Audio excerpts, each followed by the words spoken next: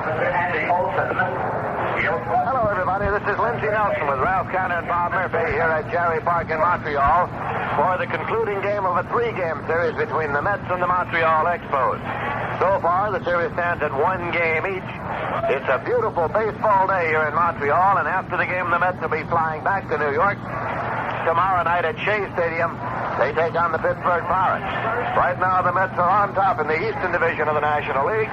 The Pittsburgh Pirates are in second place, 1.5 games back. Starting pitchers today for Montreal, it is right-hander Carl Morton. For the New York Mets, left-hander Ray Sadecki. We'll be back with the start of today's game in just 1 minute. Know what I like to do now and then? Just relax and think about the nicest things I can think of. Like the vacations I've had. You know, palm trees, sand, the surf. My family likes the mountains. Boy, it's hard to beat a sparkling clear lake. I can smell those pine trees right now. When it comes to vacations, we get very choosy. We can afford to. Know why?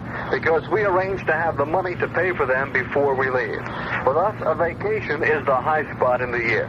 So we decide ahead on where we want most to go and about how much it'll cost. And each year, we join the new vacation club at the bank. We've decided that next year we're going to Bermuda, and I've just joined the bank's new vacation club. So we know we'll get there. If you like great vacations like we do, you'll stop in at the bank. That's National Commercial Bank, and put a down payment on yours right away. The bank, National Commercial Bank and Trust Company, is a member of the Federal Deposit Insurance Corporation. Now, ladies and gentlemen, the playing of the United States and Canadian national anthems.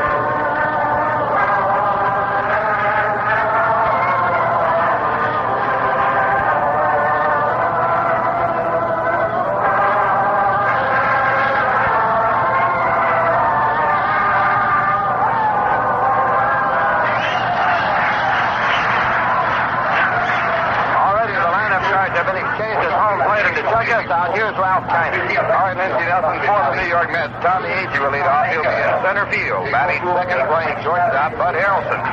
Batting third in left field, Ken Singleton. Batting fourth at first base, Art Shamsky. Batting fifth, playing right field, Dave Marshall. Batting sixth at second base, Ken Boswell. Batting seventh, playing third base, Joe Ford. Batting eighth and catching, Jarry Grody. Batting ninth, the pitcher, Ray Sadecki. For the Expos, the leadoff batter will be the left fielder, Don Hahn. Batting second, playing second, Gary Sutherland. Batting third in right field, Rusty Staub. Batting fourth and playing center field, Adolfo Phillips. Batting fifth at third base, Coco Lavoie. Batting sixth and catching, John Bateman. Batting seventh at first base, Ron Fairley. Batting eighth and playing shortstop, Bobby Wine. And the pitcher, Carl Morton, batting ninth. The umpires for the game, Ed Sudol calling the balls and strikes. At first, Lee Wire. At second, Andy Olson. And the umpire at third will be Ken Burkhardt. And now the Expos are taking Expos 11 1/2 games back of the Mets in 6th place. They have a record of 27 wins and 44 losses. The Mets lead by a game and a half over the Pittsburgh Pirates in 2nd place. Mets with a record of 38 and 32, and the Mets will be playing the Pittsburgh Pirates when they return home for their first home game of a 3-game homestand Monday night. Tom Seaver will be pitching on Monday night. He has a record of 11 wins and 5 losses, and he has a lifetime record against Pittsburgh of 5 and 3. Steve Glass will be going for the Pirates. He's 5 and 8 for the year with a lifetime record against the Mets of 6 wins and 3 losses. On Tuesday, Jerry Kuzman is scheduled to pitch at the Tuesday night ball game against Bob Beal. Then the Mets close out the homestand with a day game on Wednesday afternoon, and the Mets will be going with Jim McAndrew. So a 3-game homestand when the Mets return home for the start of that playing tomorrow night. This broadcast comes to you through the courtesy of Rheingold Breweries Incorporated and is authorized under radio rights granted by the New York Mets solely for the entertainment of our audience. Any publication, reproduction, or other use of the descriptions and accounts of this game without the express written consent of the New York Mets is prohibited. Now, the final game of this road trip, and the Mets have won, all but one, winning 5 from Chicago and splitting 2 here with Montreal. And Tommy Agee, who has been red hot throughout the trip, will lead off for the Mets, and here for the play-by-play, Lindsey Nelson. Thank you very much, Ralph Cannon. Hello again, everybody. Tommy Agee is batting .276, 16 homers, 41 runs batted, and he swings and misses. Strike one.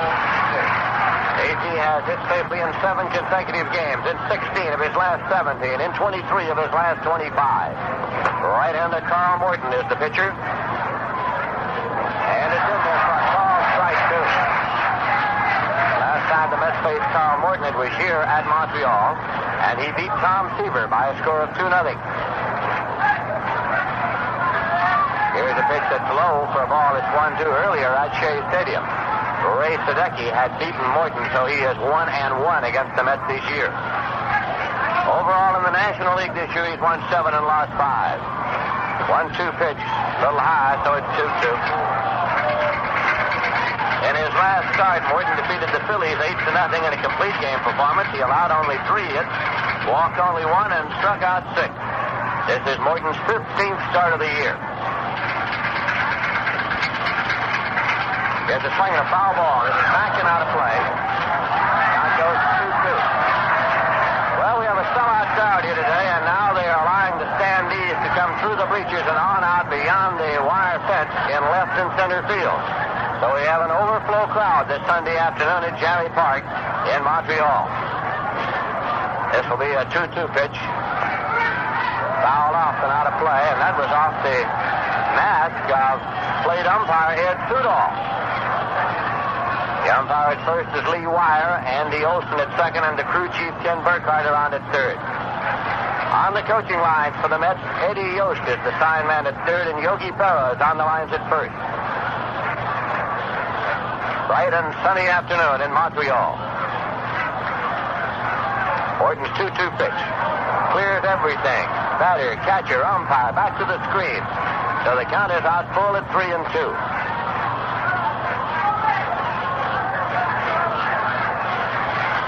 There's a swimming pool located down beyond the right field fence, and it's getting a lot of use here this afternoon. Here's the payoff pitch. Swung on and foul out to the right side and out of play. Count holds full at 3-2.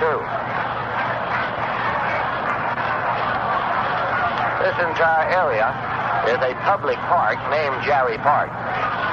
And the baseball stadium occupies just one corner of it. Here's the payoff pitch. Swung on and hit in the air down the right field line. Rusty Staub is making a long run. He can't get it. It's a base hit. Agey's on his way to second. The throw is not in time. He's safe. So Agey has a double leading off here in the top of the first inning. It's down the right field line, and the wind is blowing actually sort of out the clock toward right field, toward the right field corner. and rather stiffly this afternoon. So it is a double, and Bud Harrelson is coming up. A.G. now has hit safely in 8 consecutive games, 17 of his last 18, 24 of his last 26. Harrelson's a switch hitter, batting left, hitting .280. 1 homer and 23 runs batted in. Carl Morton sets up. Here's a swing and a foul ball off and out of play. The Montreal Expos have Ron Fairley playing first base, Gary Sutherland at second, Bobby Wine at short, Coco Lavoie at third, Don Hahn in left, Adolfo Phillips in center, Rusty Staub in right. John Bateman is the catcher. A.G. leads at second, pitch to Harrelson, high and away. 1-1. Ken Singleton is on deck.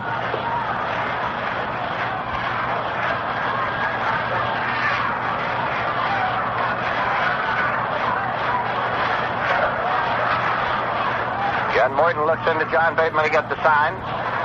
Deals a 1-1 pitch that is bunted on and fouled off. So it's 1-2 as the Mets are trying to bunt A.G. over to third base. There's nobody out.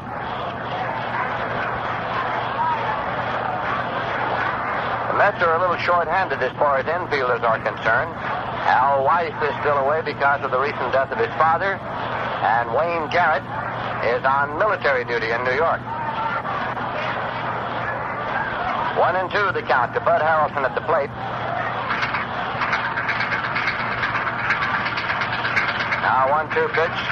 Check swing foul ball backing out of play. The count holds at 1-2.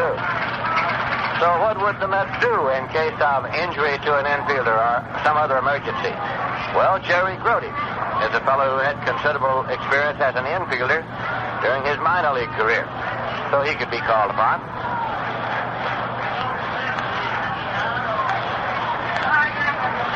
Here's a 1-2 pitch to Harrelson.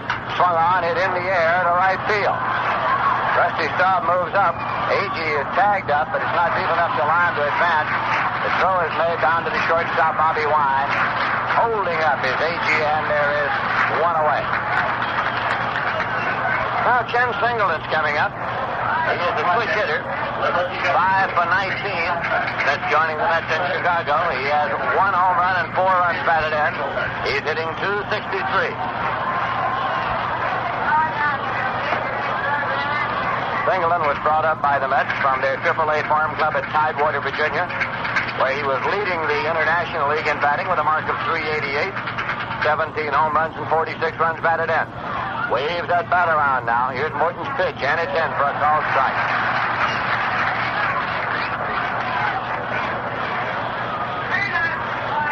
Gene Marks says bringing up Singleton is like bringing up a man in a hat. Because he is a switch hitter, he can just turn around and play every day. Runner goes, and here's a swing and a fly ball to left. A.G. will have to hustle back. Oh, will he? No, he holds up as the wind. Keeps that ball from driving on out into left, and he arrives safely at third, and holding up at first with a base hit is Singleton. A.G. was running on the pitch, and the ball was popped up into left field. And Eddie Yost, the third base coach, was getting his attention, but the wind kept that ball from carrying very far, and Don Hahn couldn't get to it. So it is a base hit, loops into left, and the Mets have runners at first and third. Ken Singleton with his 6th base hit since joining the Mets. And Art Shamsky's coming up. Shamsky has a 5-game hitting streak going. He's hitting .323, 6 homers and 28 runs batted in. 1 man out. Pitch is low. It's blocked by Bateman up the first baseline. No advance. Singleton holding it first. A.G. holding it third. Singleton is not exceedingly fast, nor is he exceedingly slow. He has medium speed. A.G., the runner at third, has excellent speed. Swinging a foul ball off and out of play. That's like the story about the fellow who had very deceptive speed. He was even slower than he looked. Yes, I've seen him.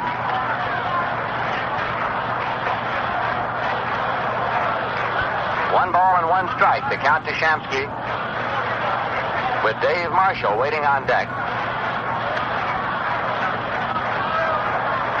Fans are still parading through the bleacher entrance and through the bleachers and on out into the area beyond the low wire fence which extends around the playing area. Standing room only. Here's a swing and a fly ball into short left center. And going out there is the second baseman to make the catch. Jerry Sutherland, runner's hold, and that's going to bring up Dave Marshall.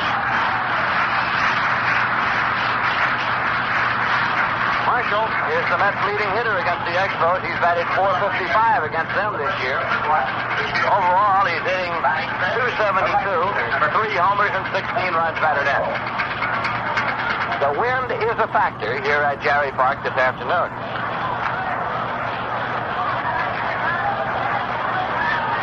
No score. Mets batting on the top of the first inning with runners at first and third, 2 men out.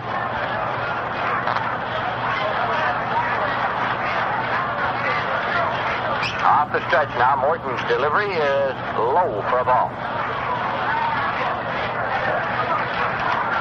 Ken Boswell, the second baseman, moves up to the on-deck circle.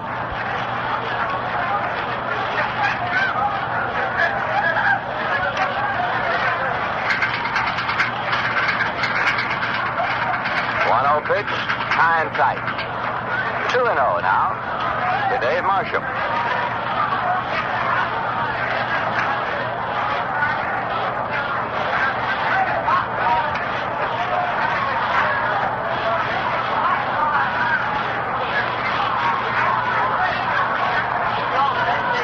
Delivery. In there for a call strike. It's 2-1. Here last night, the New York Mets exploded for 6 runs in the second inning.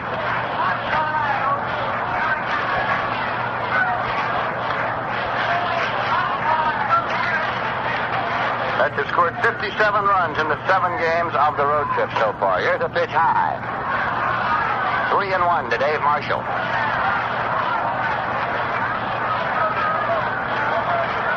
Mets come home for a very brief homestand. 3 games against the Pittsburgh Pirates. Monday night, Tuesday night, Wednesday afternoon. Then they go on the road again to Philadelphia. Here's a swing and a fly ball to right, and Rusty Staub got a late start. He can't get it. A run scores. All the way to third is Singleton, and holding at first is Dave Marshall. Single to right, run batted in. The Mets are out in front by a score of 1-0 as we pause for station identification. This is the New York Mets Baseball Network. This is WOKO, Albany, New York. The temperature reading 71 degrees. Cahoe's Savings Bank time is 2:30. Time to take advantage of student loans at Cahoe's Savings Bank. This is Lindsey Nelson with Ralph Kiner and Bob Murphy at Jarry Park in Montreal, Canada, where the Mets have taken a 1-0 lead here in the top half of the first inning. They have runners at first and third with 2 men out, and second baseman Ken Boswell coming up. He's a left-hand batter who's hit safely in 9 of his last 10 games. Carl Morton's pitch in there for a called strike. Boswell's hitting .271. He has 4 homers and 26 runs batted in.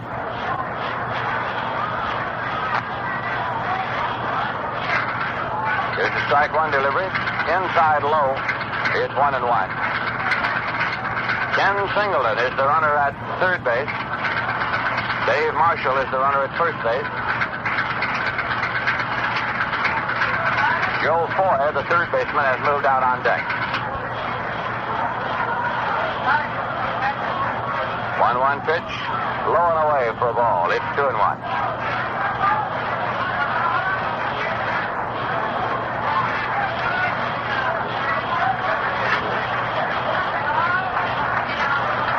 Coco Lavoie at third, even with the bag. 2-1 pitch. Swung on. Foul back off the screen. It's out of play, and the count's even at 2-2 to Boswell.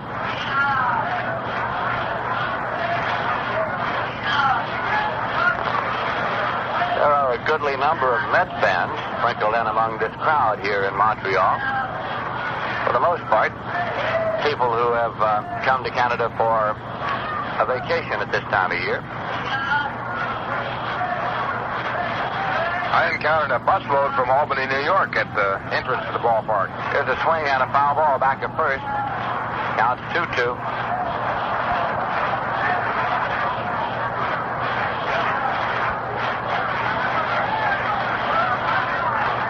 Carl Morton takes a moment, goes to the rosin bag.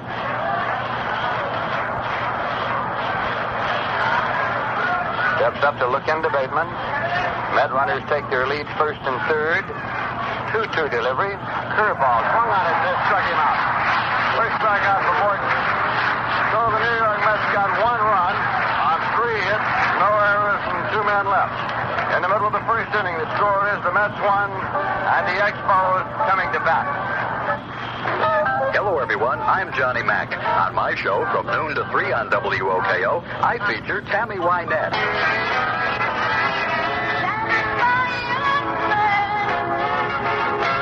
Glenn Campbell. Galveston, oh Galveston. Johnny Cash. My name is Bruce. How do you do? It's the sound of America. Is there a better reason to listen? You're listening to the Sound of America, WOKO, 1460 radio in Albany. WOKO brings you the best in good time music, all-American sports, and essential information 24 hours a day. Come on home to the Sound of America. Come on home to WOKO.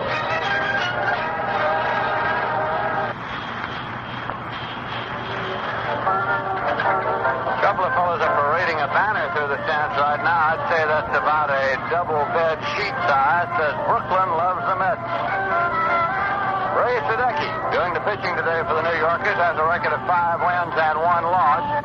His lifetime record against Montreal is 5 wins and no losses. He won 8-4 on May 12th at Shea. He pitched 6 innings, allowed 6 hits, 3 runs, walked 3, struck out 3. And he won 7-4 on May 19th here at Montreal. He allowed 8 hits, 4 runs, 5 walks, and 4 strikeouts in 8 2/3. He has also defeated the Cardinals, the Astros, and the Braves, and he's lost to the Reds. This is Sadecki's 9th start. Don Hahn, the left fielder, is up to lead off. Right-hand batter hitting .258 with 2 runs batted in. Sadecki into the motion, and here's his first pitch. Hammered on the ground to the left side. Boy has it on the infield grass. Placed to first in time, and there's 1 away. That'll bring up the second baseman, Gary Sutherland, hitting .187, 2 homers, and 9 runs batted in. By the way, if you're thinking of starting up a savings or checking account, drop into any convenient Chase Manhattan Bank. Remember, you got a friend at Chase Manhattan, member FDIC.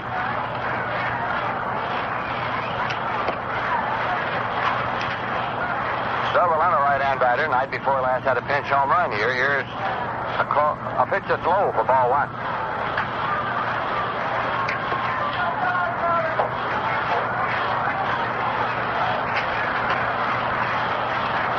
Sadecki delivers, and it's swung on, hit in the air down the right field line. It's going to be a foul ball out of play.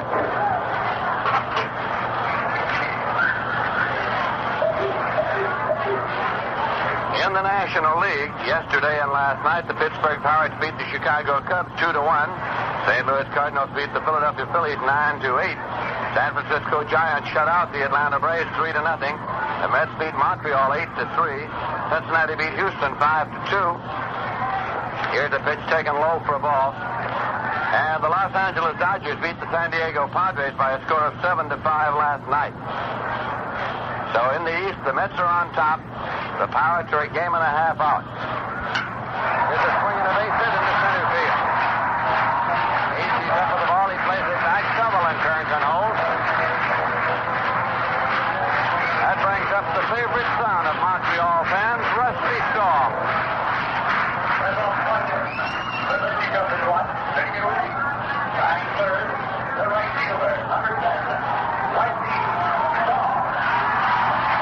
Rusty Stahl is hitting .284. He has 10 homers and 43 runs batted in. Left-hand batter. Ray Sadecki deals, and it's low for a ball. The Mets are playing an infield of Art Shamsky at first, Ken Boswell at second, Bud Harrelson at short, and Joe Boy at third. Ken Singleton's in left, Tommy Agee in center, and Dave Marshall in right. That's in for a called strike. In the Western Division of the National League, the Cincinnati Reds are on top, and the Los Angeles Dodgers are now 9 games back. Atlanta has dropped 13 and a half games off the pace. They're in third place in the West. 1-1 delivery. And it's in for a call. Strike 2, 1-2. In the American League yesterday and last night, the Milwaukee Brewers beat Oakland 3-1. Kansas City beat the Cal Angels 2-0. Minnesota swamped the Chicago White Sox 9-1. Cleveland Indians shut out the Detroit Tigers 3-0. Boston Red Sox shut out the New York Yankees 4-0. Here's a swing and a miss, strike 3. Sadecki struck him out. So Legrand Orange is out swinging. 2 away, and Adolfo Phillips is coming up.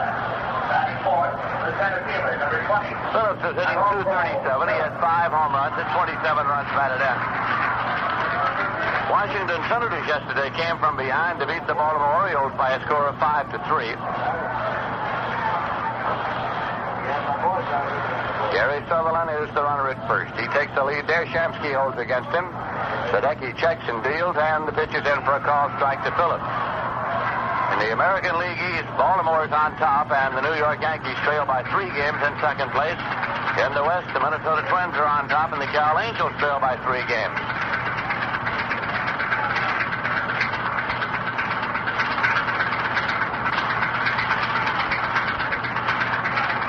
Pitch to Phillips, and it's in for a call, strike 2. It's 0-2. To the center fielder who's hitting in the cleanup slot today for manager Gene Mock's Montreal Expos. The Mets start today with a record of 38 wins and 32 losses. Montreal's won 27 and lost 44.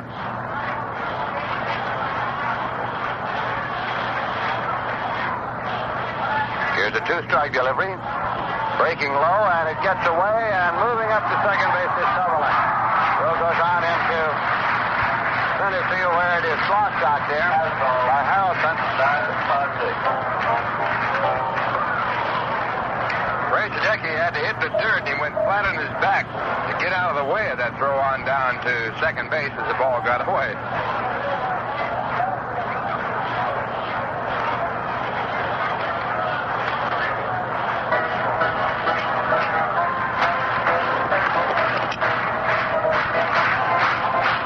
Adolfo Phillips is 1-2. Sutherland is at second base.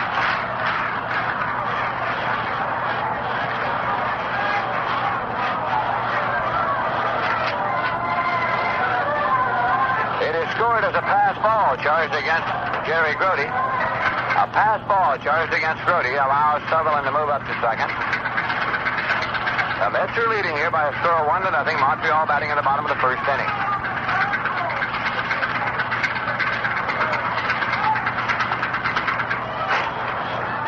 That pitch is high for a ball. That San Diego Dodger game last night, San Diego had 4 home runs, but Don Sutton won his 10th game of the year for the Dodgers.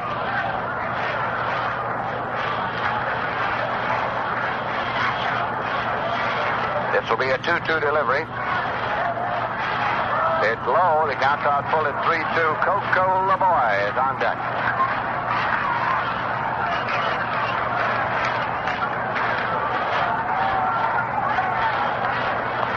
Adolfo Phillips, once with the Philadelphia Phillies, longer with the Chicago Cubs, then to these Montreal Expos, and in the hospital last winter for an ulcer operation. Payoff pitch. Foul back and out of play. Count is full at 3-2.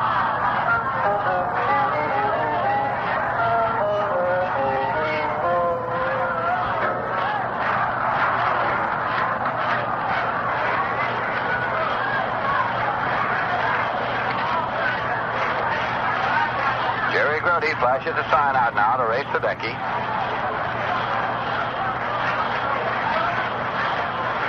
Here's the payoff pitch.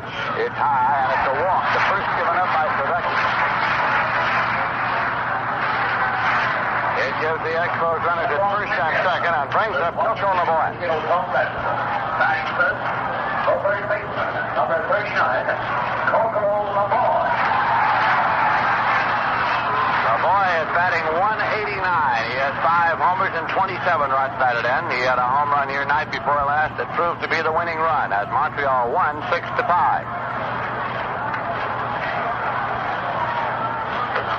That's high and away for ball 1. Sutherland is the runner at second. Phillips at first with 2 men out.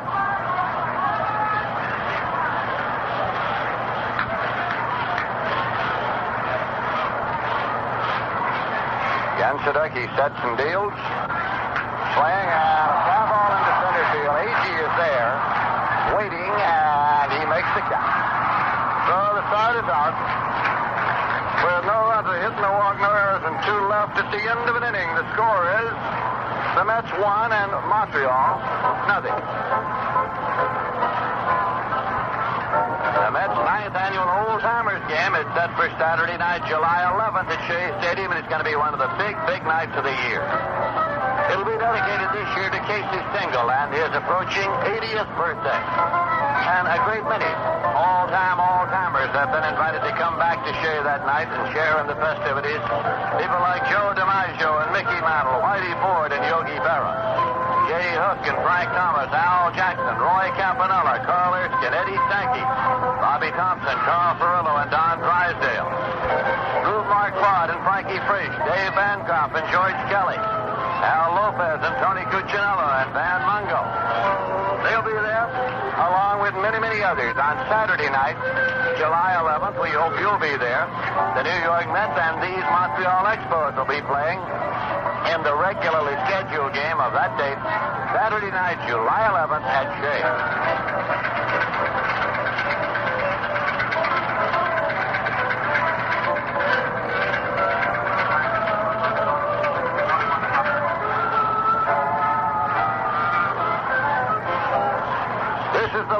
That baseball will be played at Forbes Field in Pittsburgh.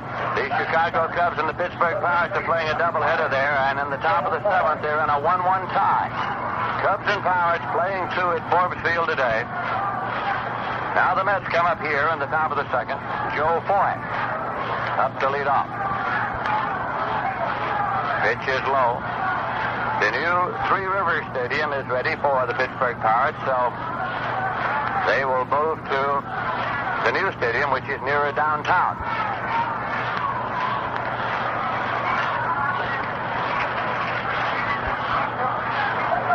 Here's a swing and a foul ball off to the right side and out of play. It's 1-1.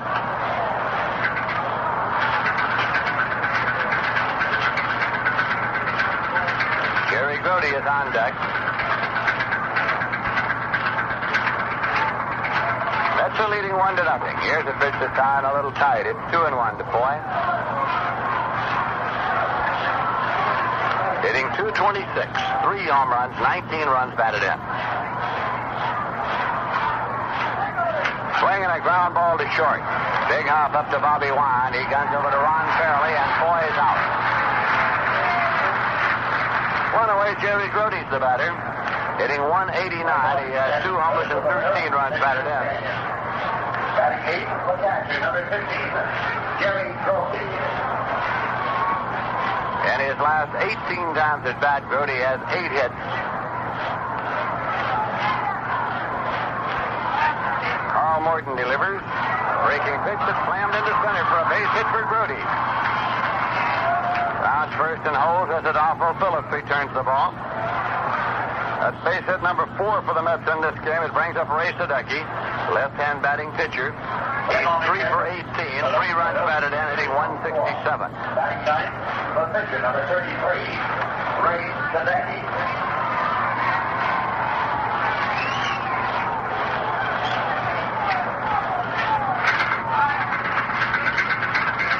Sadecki squares the throw to bunt, watches the pitch high. Grody the runner at first. Sadecki looks down to Eddie Yost to see if the sacrifice is still on. Tommy Agee is on deck. Leading batter in the National League right now is Rico Carty. His batting average is at .372. There's a swing, and it's popped up to the right side. Ron Fairley is there. He makes the catch. Grody holds it first. So 2 men out. The sack was taken off, and Sadecki was allowed to swing away. Now it's Agee coming up. He opened up the ball game with a double to right. shoulders up, the center fielder, Tommy Agee.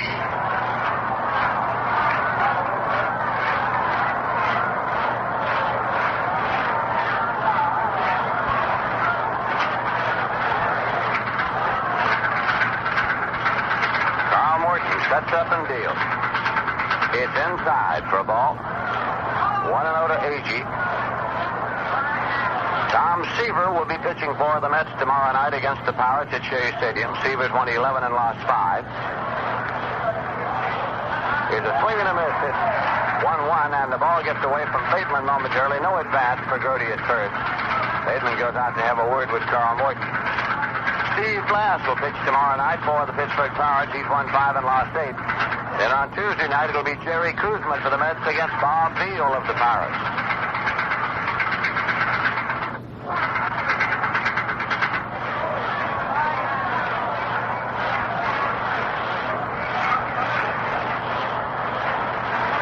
Morton off the stretch. Here's a swing and a drive into center field. And Adolfo Phillips is there to make the catch of the line drive. Went back to haul it down. No runs for a hit, no errors, and 1 left. In the middle of the second inning, the score is the Mets 1, the Expos nothing. Every summer, more cars stall from overheating than any other reason. Come on, baby. Come on. Not now. Oh, no. Please, no. I've got to get to the doctor. Hey, how about a push? Every summer, summer heat takes its toll on the highway. Overheating, vapor lock, frustration. Now there's new STP Keep Cool radiator treatment. Oh, and add a can of STP Keep Cool, will you please? Add STP Keep Cool radiator treatment to your car's cooling system, and it provides cooling relief, even when the going gets extra hot. STP Keep Cool helps make those summer engine problems a thing of the past. I remember once when I got stuck on an expressway during rush. Before summer heat stops you, stop at your service station for a can of new STP Keep Cool radiator treatment.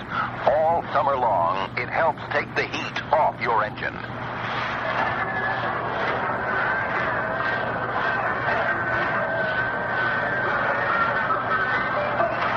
At Forbes Field in Pittsburgh, the Chicago Cubs have scored again now, and they lead the Pittsburgh Pirates 2-1 going to the bottom of the 7th. Bill Hands against Bob Moose. First game of a doubleheader in St. Louis at the end of an inning. Cardinals 2 and the Phillies nothing. Jim Bunning 5 and 8 against Mike Torres 5 and 7. That's the first game of a doubleheader. Right here, John Bateman's up. Right-hand batting catcher for Montreal. Here's Sadecki's pitch. It's high and away for a ball. Bateman is hitting .222, 7 homers and 22 runs batted in. The Atlanta Braves are playing the San Francisco Giants, a doubleheader on the West Coast. Cincinnati is at Houston, and the San Diego Padres are at Los Angeles in single games. But there are 3 doubleheaders in the National League today. Here's a swing and a drive way back in right field at the wall, going. It's a home run for John Bateman.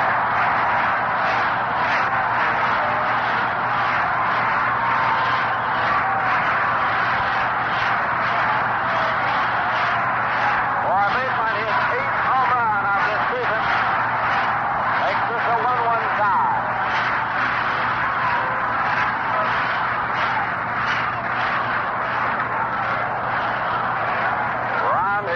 Coming up now, hitting .271, 6 homers and 36 runs batted in.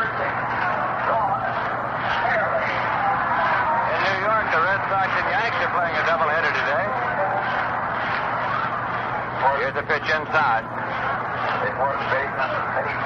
Going to the bottom of the 7th of the first game, the Red Sox are leading the Yankees 4-0. Ken Brett 1-2 against Mel Stottlemyre, 8-5. Carl Yastrzemski. It is 17th home in the 3rd with 2 on. Here's a pitch high, and Sadecki goes behind 2-0 to left-hand batter Ron Fairley. In Washington, at the end of 4, the Baltimore Orioles 1 and the Washington Senators nothing. Jim Harden 2-1 against George Burnett 5-5. Fastball in for a called strike. It's 2-1. Cleveland Indians and the Detroit Tigers are playing a pair in Detroit. Sam McDowell 10-4 against Earl Wilson 4-4 in the first game. Minnesota's playing a doubleheader at Chicago against the White Sox. First game through 1 inning, no score. Tom Hall 2-2 against Joel Harlan 6-8. Cal Angels and the Kansas City Royals are playing a doubleheader at Kansas City. Tom Murphy 7-6 against Jim Rooker 4-5 in the first game. Pitch is high. 3 balls and a strike. The Oakland A's and the Milwaukee Brewers are playing a pair at the end of 2 innings. First game, no score. Diego Stegui 2-4 against Bob Boland 1-5. Right here, the Mets won. The Expos won. The bottom of the second inning. Swing and a miss. It's 3-2 now to Fairley with Bobby Wine on deck.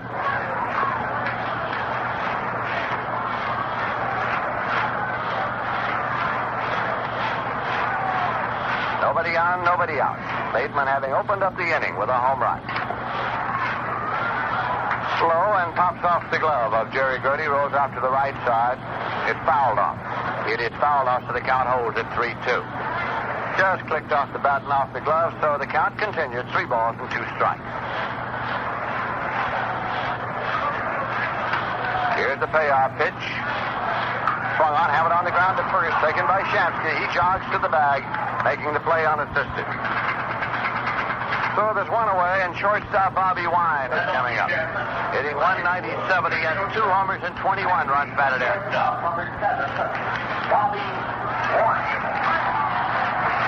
Bobby Wine from East Northport, Long Island, New York.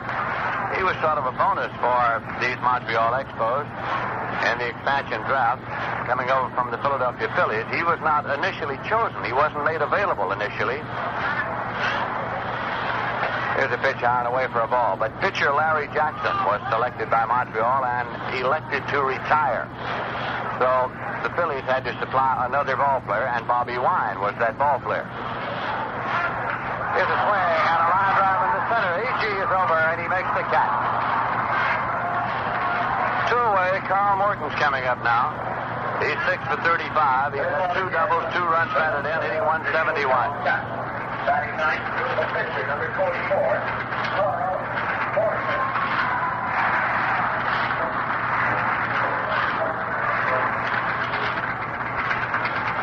Mets won and the Expos won. Bottom of the second inning. Jarry Parc in Montreal.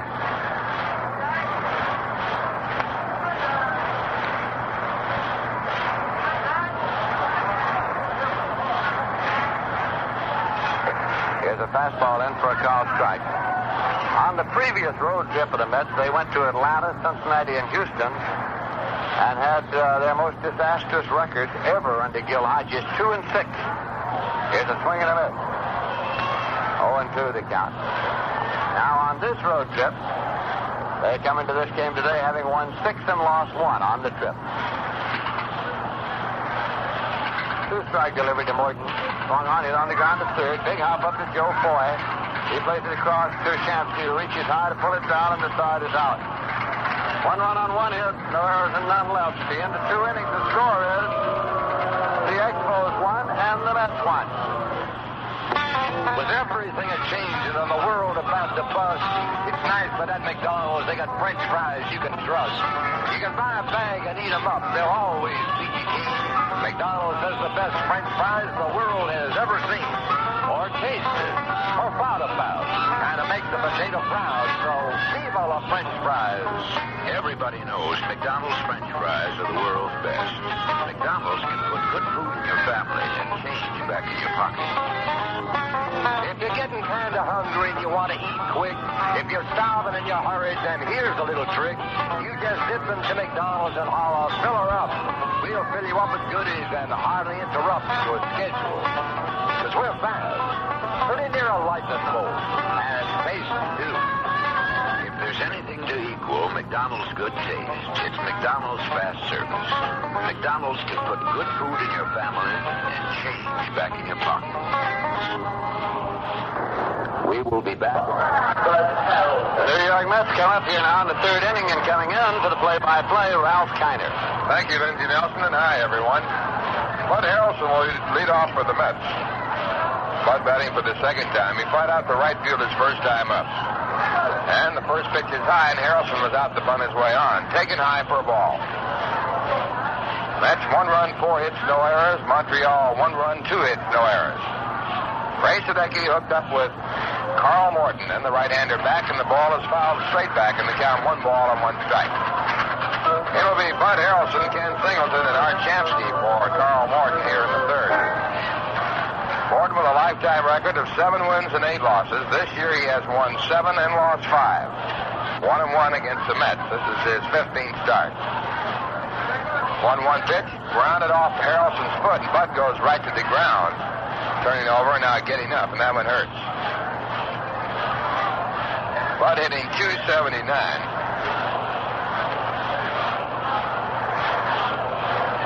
Has more extra base hits than he had all last season already this year.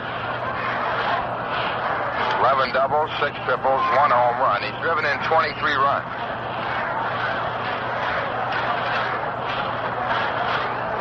Now Bud okay, back in the batter's box. The count 1 ball, 2 strikes. Then Morton with his next delivery. Hit on the ground to the second baseman, Gary Sutherland, to throw to first base after the catch is in time for the out. That'll bring up Ken Singleton, moving 1 away. Let's keep America beautiful. Let's keep it clean. The people at Rheingold ask you to do your part. The left fielder, Ken Singleton. Singleton singled his first time up. He now has 6 base hits and 20 times up for a .300 batting average. He went 0 for 9 his first 9 times up in the majors. Then he pops the first pitch up to center field. Coming over the center fielder, Adolfo Phillips.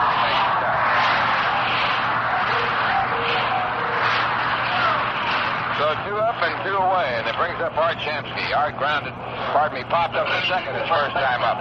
Brought a 5-game hitting streak into the ball game. Art hitting .321. 6 home runs, 28 runs batted in. 1-1 ball. This and more is yours in baseball's #1 buy. The all-new 1970 New York Mets yearbook.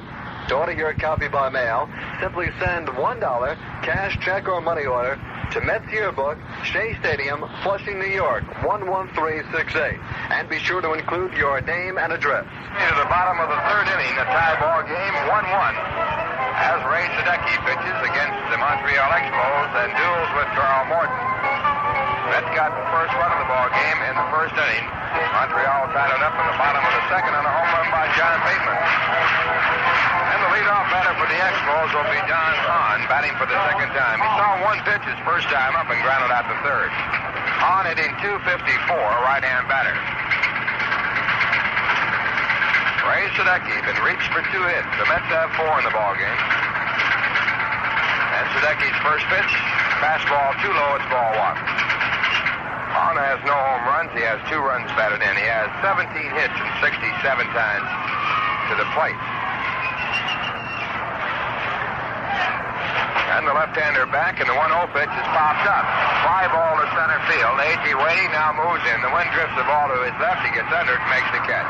And we pause for station identification. This is the New York Mets Baseball Network. WOKO, Albany, New York. The temperature reading 71 degrees, time 3 o'clock. Time to open a big dividend savings account at Cohoes Savings Bank, offices in Latham and Cohoes. Ralph Kiner along with Lindsey Nelson and Bob Murphy from Montreal, Quebec, Canada. Now the batter is Gary Sutherland, who has one of the 2 hits off Ray Sadecki. Single to center field his first time up, and the pitch is low, and it's ball 1. Gary, with a .192 average, has had 2 hits and 3 times up against the Mets. One of them a pinch hit home run. Pitch back, a fastball low. It's 2 balls, no strikes. It was Gary's second home run of the year. Game with a man on base. He now has 9 RBIs in 53 ball game. Right-hand batter, the 2-0 pitch. Hit to the second baseman, Ken Boswell. Ken fields the ball, throws over to Champsky at first, 2 away. That'll bring up Rusty Staub, who has struck out his first time up. Rusty hitting .283. 3 for 8 in the series. Got 3 hits in the first ball game of this series. One of them a 2-run home run. Rusty with a total of 10 home runs and 43 RBIs. 1-1 game, 2 men out, bottom half of the third. Staub, a left-hand batter, chokes up in the bat.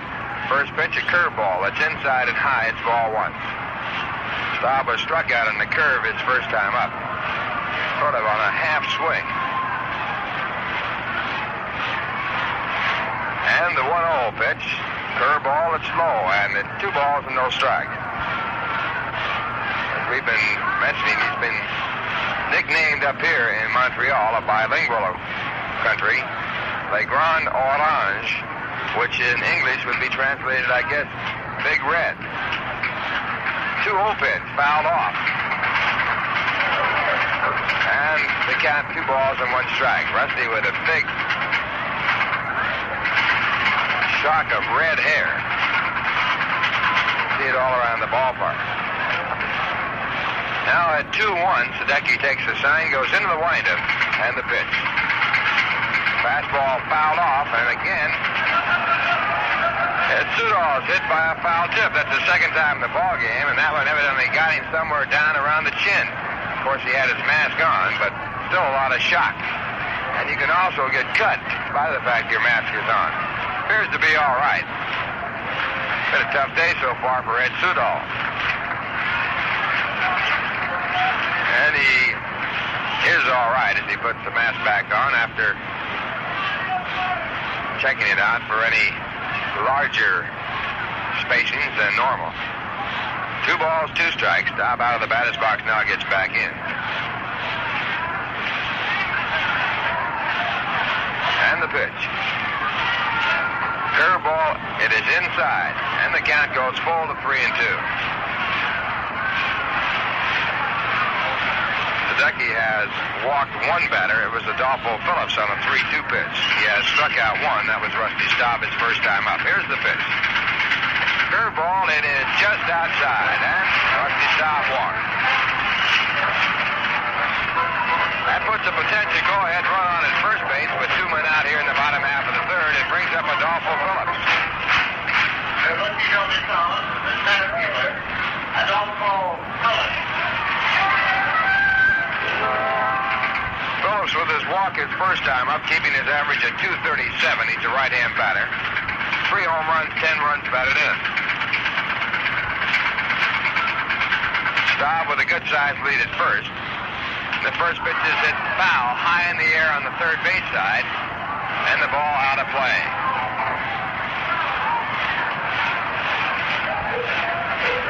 Staub back to first base, and amazingly, Rusty leads the club in stolen bases. He has 10 and 15 attempts. He is not considered to be too fast. Behind him, another fellow who is not considered to be too fast, who is second to Rusty in stolen bases with 7 out of 8. Ron Fairley. Expos don't run a whole lot. They've had 36 stolen bases with 15 men thrown out. Now the pitch to Phillips. It's inside. Fastball missing. 1 ball, 1 strike. Mets have a big running ball club this year. They have had 74 stolen bases with 28 thrown out.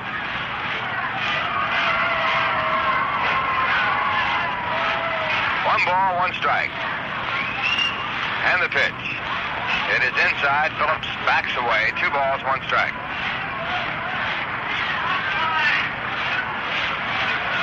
Phillips steps out of the batter's box, takes a practice swing, now gets back in.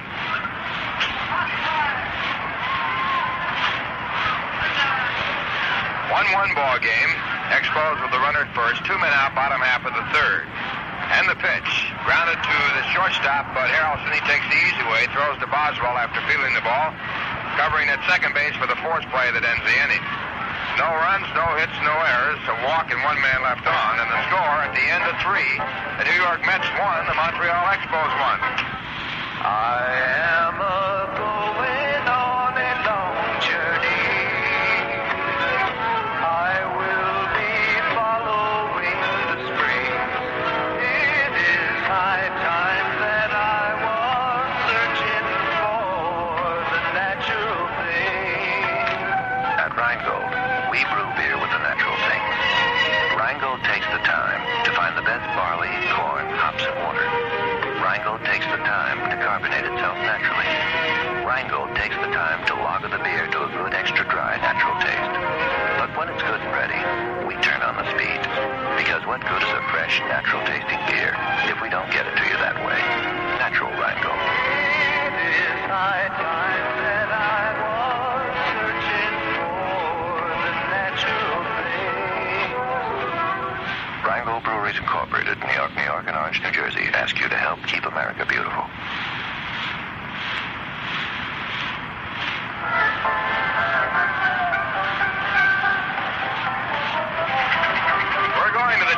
fourth inning with the ball game tied up at 1 run apiece. Mets coming up, and it'll be Dave Marshall, Ken Boswell, and Joe Foy for starting pitcher Carl Morton. Morton has been reached for 1 run on 4 hits. The Expos have 1 run and 2 hits off Ray Sadecki. Marshall singled in the Mets run his first time up. He's had 6 hits and 12 times up against the Expos this year, and the left-hand batter takes a curve in the dirt. It's ball 1. It was a single to right field that saw Tommy Agee score from third base with 2 men out. Put the Mets in front in the first inning.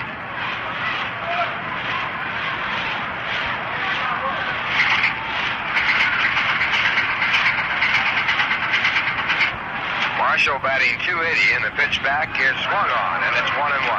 Marshall with a hard swing and not making contact.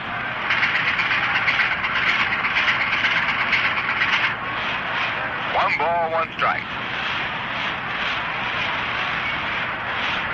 Now time call as Marshall wants the pine tar rag. Instead he wants towel. And he goes over and wipes his face off. Evidently got something in his eye. 1-1 count. Marshall leading off in the top of the 4th.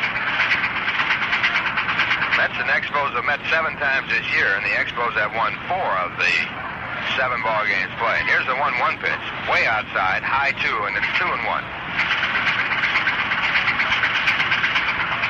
One of the wins against the Mets was a 2-0 victory by Carl Morton over Tom Seaver. Now Morton at 2-1, pitching to Dave Marshall.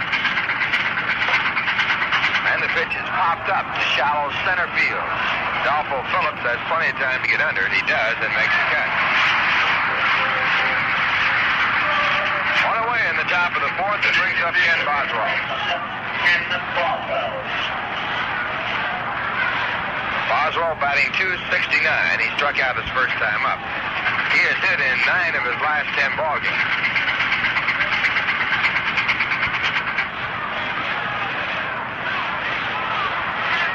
Boswell, a left-hand batter, being played fairly shallow in center, deep and right, and just about straight away. First pitch, popped up in foul territory, and the ball going out of play.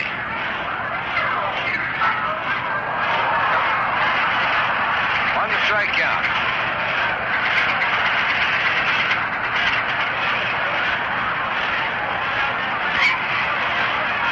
As Lindsay told you earlier, we've got a capacity crowd and then some. Standing room only. Mets have drawn over 21,000 in each of the 2 previous ball games. More than that here today, maybe 30. Ground ball had chopped out toward first, but foul.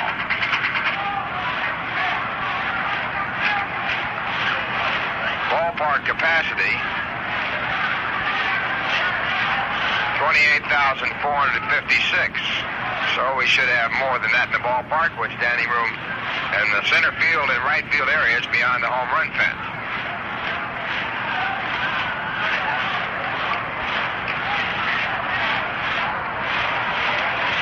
Two-strike count on Boswell. Carl Morton taking the signs.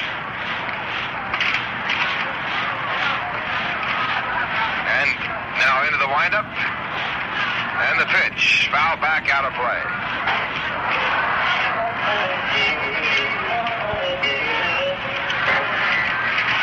Expos have drawn more so far this year than they did last. They're over the 500,000 mark in paid attendance.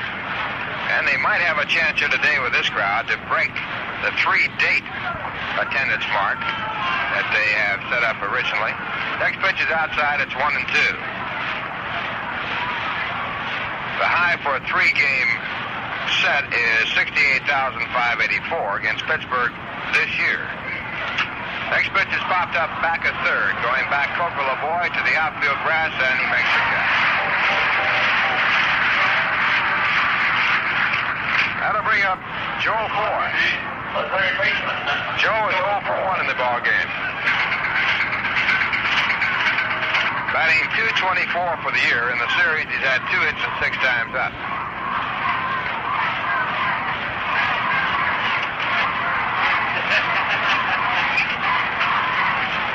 1-1 ball game. Carl Morton Morton of Ray Sadecki to pitches a ground ball through the middle into center field off the first pitch, a base hit for Foy. So the Mets get their 5th base hit and have a runner at first base with 2 men out here in the 4th inning. And the batter coming up, Jarry. Well, the Mets have yet to try to steal a base in this series. Bateman has a strong throwing arm, but primarily the reason for not attempting any stolen bases is the fact that they have not been in position right here with Grody batting 2 men away and the pitcher up after Jarry. See how they play it. Joe Foy has 13 stolen bases and 19 tries. And the first pitch quickly to the plate is a pitch out, but Foy was not running. It's ball 1. So the Expos looking for the stolen base. The Mets have 74 successful attempts this year. Out of 112. Throw to first base, Foy back easily.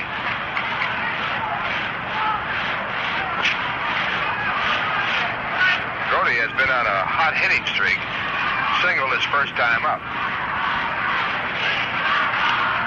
And the next pitch is inside a fastball. It's ball 2. Grody now with his average of 195. On this road trip, he has hit very well. 9 hits in his last 19 times up. Next pitch is hit down the right field line. The ball curving over toward foul territory, and it is out of play. Long run by Rusty Staub and also the second baseman, Gary Sutherland, but it hit between them about 10 or so feet away. So the count now 2 balls and 1 strike. Mets have averaged 8 runs per game on this road trip, not including this game, which is at 1-1.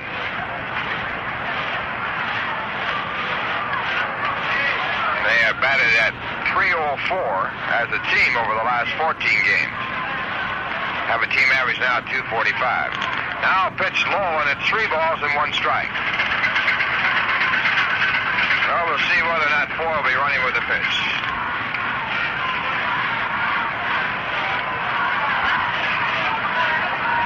Morton sets. Foy does not go, and the curveball is outside and low, and it's ball 4. So Foy goes to second on the walk to Jarry Grody.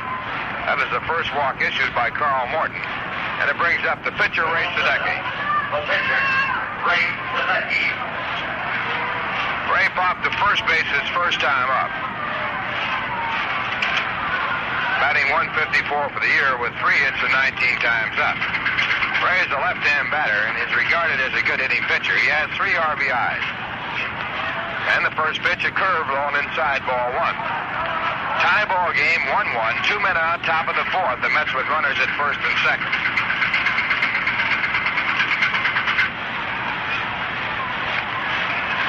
Carl Morton, right-hand pitcher. And his pitch to Sadecki is in, a fastball. Out over the plate at the knees, and the count 1 ball, 1 strike.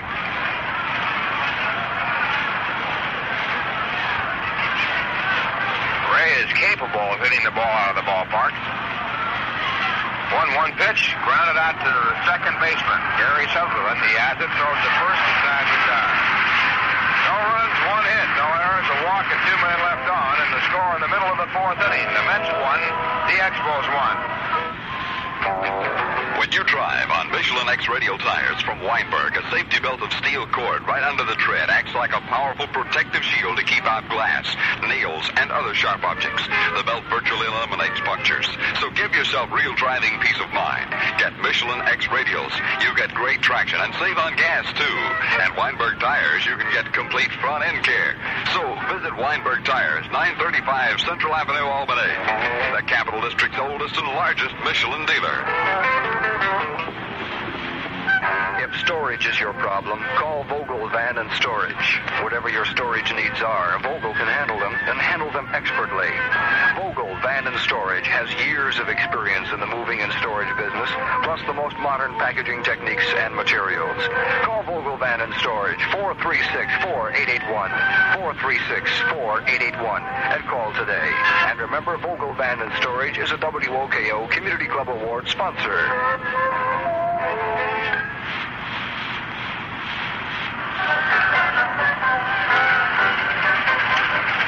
We're going to the bottom of the 4th inning.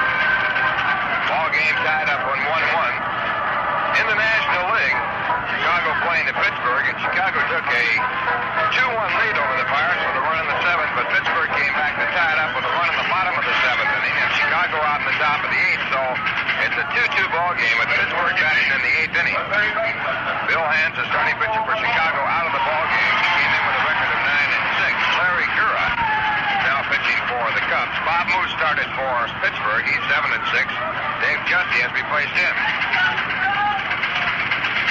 And now Regan is in the ball game for the Chicago Cubs in place of Larry Gura. First pitch to Coco Lavoie is a curveball low. It's ball 1. Lavoie flied out to center field his first time up with runners at first and second for the final out of the first inning. Now a changeup and a good one. It's in for a call strike. It's 1 ball and 1 strike. That game, the first of a scheduled 2 at Pittsburgh, and the final 2 games ever to be played at Forbes Field, if everything goes according to the reports. Now foul back off a fastball. It's 1-2. At the end of 3, Philadelphia has tied up their ball game with St. Louis. It's 2-2 after 3. Jim Bunning 5-8 against Mike Torres, who has a record of 5-7. Scheduled doubleheader in St. Louis. Now the 1-2 pitch by Sadecki. Ground ball to third. Boy gets a nice handle hopping. Ball comes up, and he catches the ball, throws to first in time for the out. Now the batter will be John Bateman, whose home run tied up the ball game for the Expos in the second.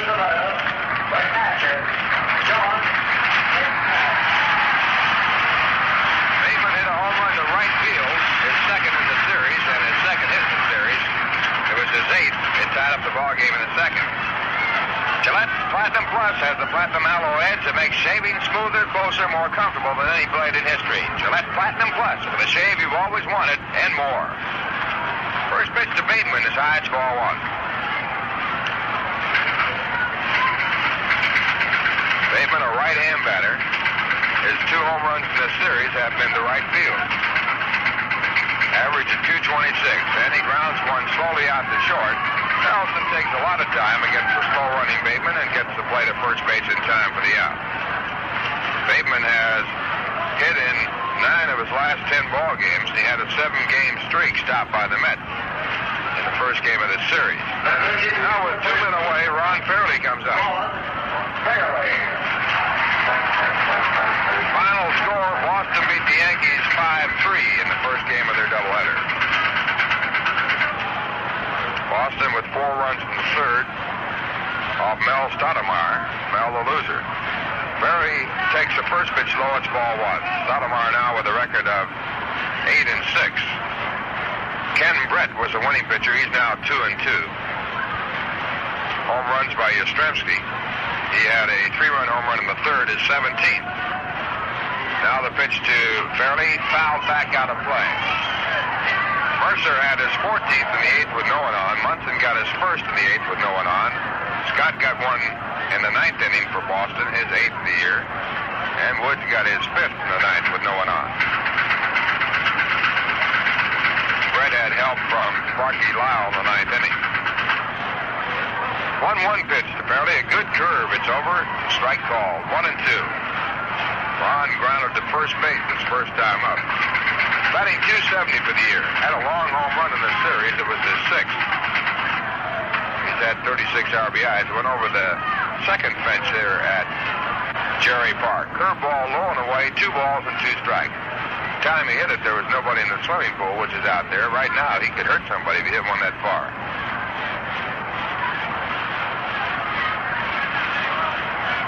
Two balls, 2 strikes.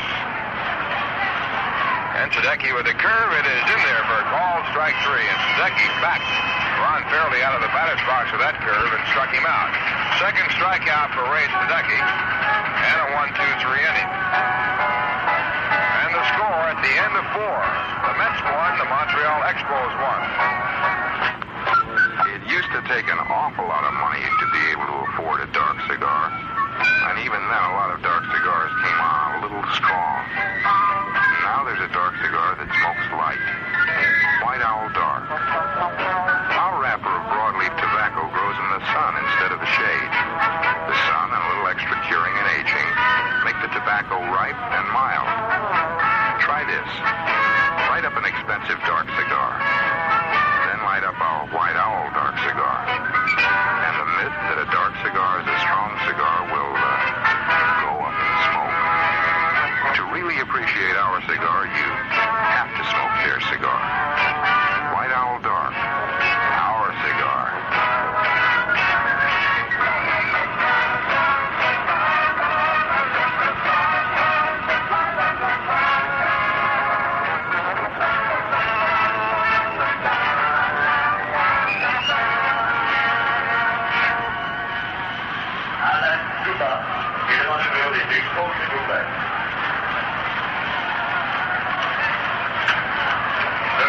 Here at Jarry Park in Montreal, we have a 1-1 tie going to the top of the fifth inning, and it's top of the batting order up for the New York Mets. Tommy Agee, he doubled and later scored in the first inning. He lined out to center in the second inning.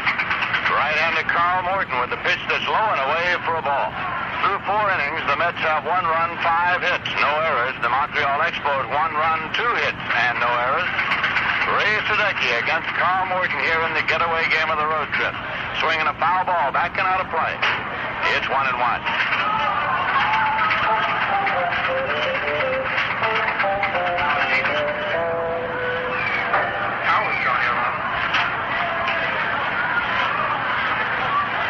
Bud Harrelson is waiting on deck.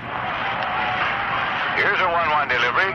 Curveball swung on and missed. A chopping stroke. Agee trying to check it, but umpire Ed Sudol behind the plate says make it strike 2. It's 1-2.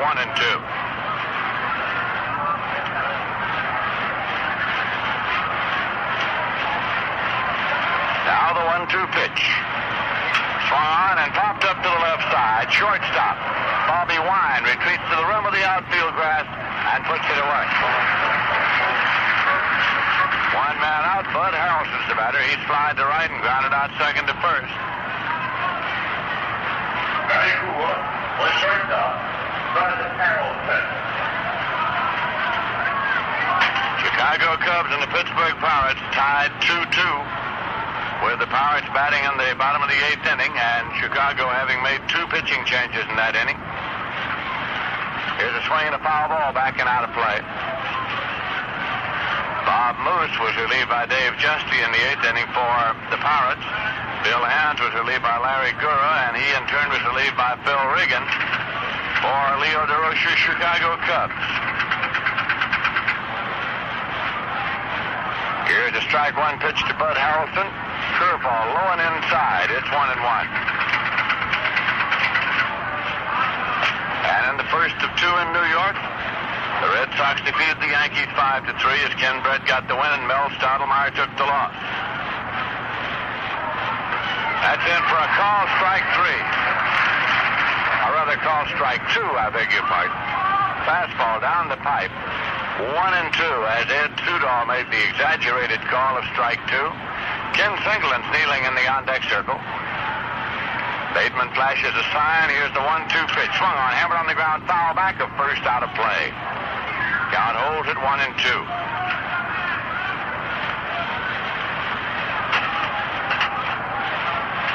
The first of 2 at Chicago. Midway of the 4th inning, the Minnesota Twins are leading the White Sox 5-0. Tom Hall against Joel Horland. Harmon Killebrew hit his 19th homer in the 3rd with 1 on for the Minnesota Twins. 1-2 pitch curveball way high. 2-2. And in the first of 2 at Detroit at the end of 2 innings, Cleveland 4, the Detroit Tigers 1. Sam McDowell against Earl Wilson, who was relieved by John Hiller in the 2nd inning.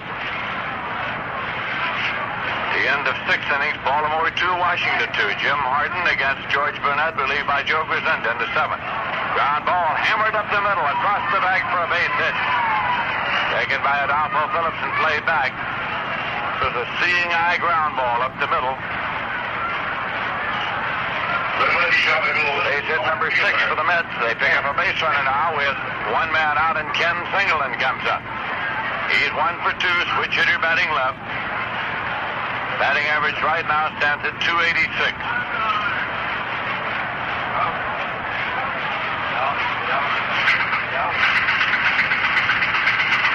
Archamsky moves up on deck.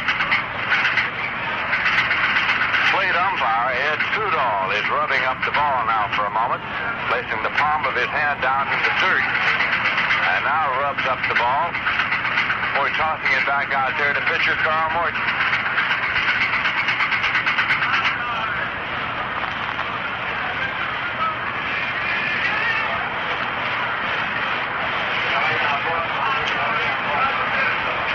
Off the stretch, Morton checks.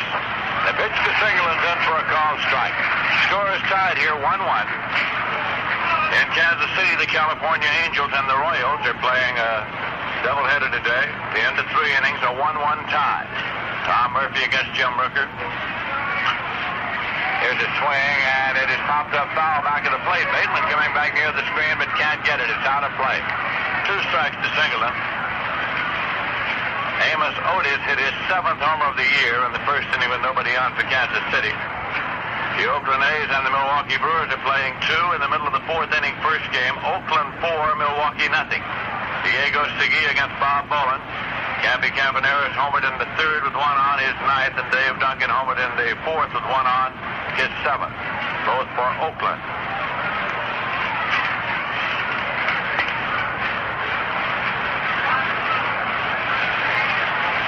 In the middle of the 4th inning in St. Louis, first game of a doubleheader, the Phillies 2 and the St. Louis Cardinals now 3. As Joe Torre has hit his 10th homer of the year in the bottom of the 4th with nobody on. Jim Bunning against Mike Torres. First game of a doubleheader in San Francisco at the end of an inning. Atlanta nothing, the Giants nothing. Jim Nash against Juan Marichal. Here's a pitch to Singleton. Fouled off and out of play. The count holds at 0-2. The middle of the first inning in Houston, Cincinnati 2 and the Astros coming to bat. Gary Nolan against Don Wilson. Pete Rose and Bobby Tolan have had first inning home runs for Cincinnati. Number 8 for Rose, number 9 for Tolan. San Diego Padres play the Dodgers in Los Angeles in a later start. 2-strike delivery to Singleton. Inside. It's 1-2.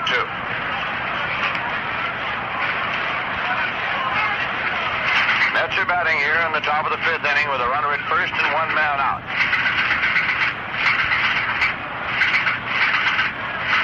This will be a 1-2 delivery. Swung on. It belted down the right field line. A foul ball. Strung out there by Ken Singleton. Harrelson off and running at rounded second. He's cutting back across the infield, returning to first.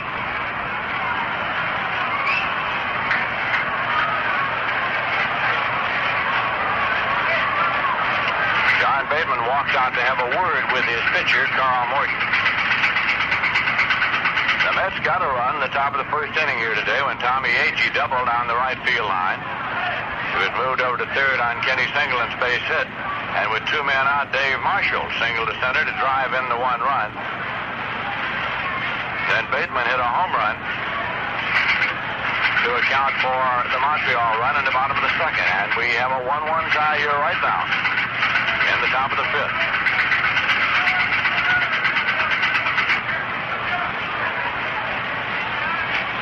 Harrelson's taking the lead. This will be a 1-2 pitch on the way. Swung on, hit on the ground to second base. Could be a double play. Sutherland to wind to Fairley. A double play. And the side is up. Ground ball to second from Gary Sutherland to Bobby Wine to Ron Fairley. No runs, a hit, no errors, and none left. In the middle of the 5th inning, the score is Mets 1 and Montreal 1. Weinberg Tires has the Michelin X Radial tire, the world's first radial, featuring a safety belt of steel wrapped around each tire right under the tread. Virtually eliminates punctures and blowouts. Plus, you get solid driving control, steady braking power, and great gas mileage. At Weinberg Tires, you can get complete brake and front-end care. 2 expert mechanics always on hand. So visit Weinberg Tires today and take good care of your car. Weinberg Tires, 935 Central Avenue, Albany, the Capital District's oldest and largest Michelin dealer. Want to save a lot of money on beer and soda? Want to shop quickly while doing it? The big 3 discount beverage centers sell nothing but beverages. Sell them in volume. You get the savings by 6-pack or case. Fast service direct to your car. No checkout lines. Save yourself time and money at the big 3 Albany Beverage Discount Center at the Sign of the Giant, Wolf Road in Colony. Marty's Discount Beverage, 218 4th Street in Troy. Glenville Beverage, 53 Freeman Bridge Road, Schenectady. The big 3 open 7 days a week.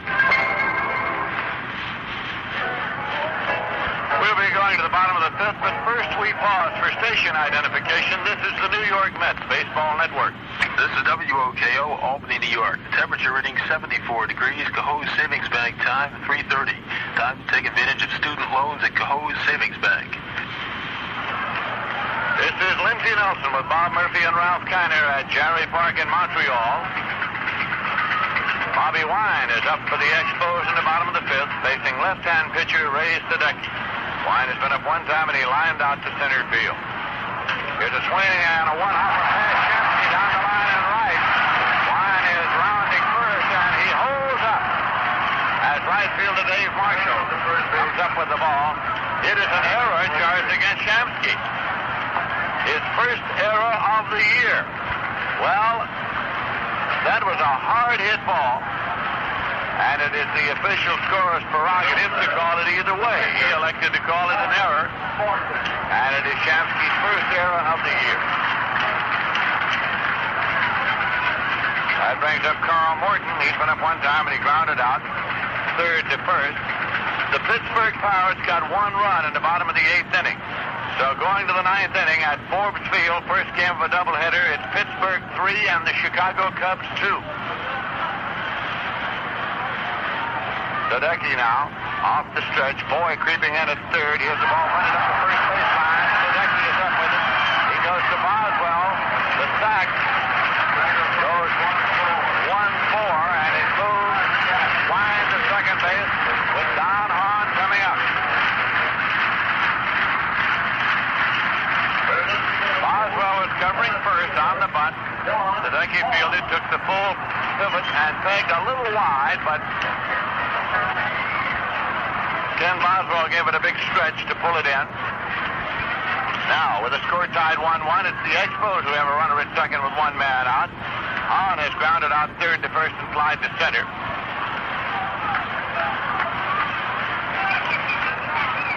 Sadecki sets up and checks. Now the pitch to the right-hand batter, a little high for a ball.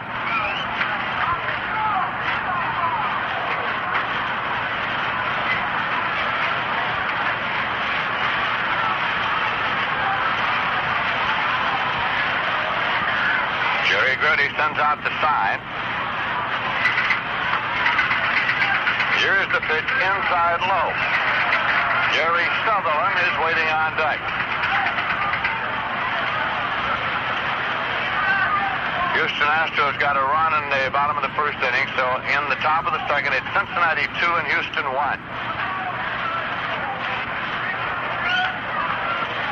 There's a pitch in for a called strike. It's 2-1 to Don Hahn. Wind blowing out toward right here this afternoon at Jarry Parc in Montreal. Third game of a 3-game series. Montreal won on Friday night. The Mets won last night.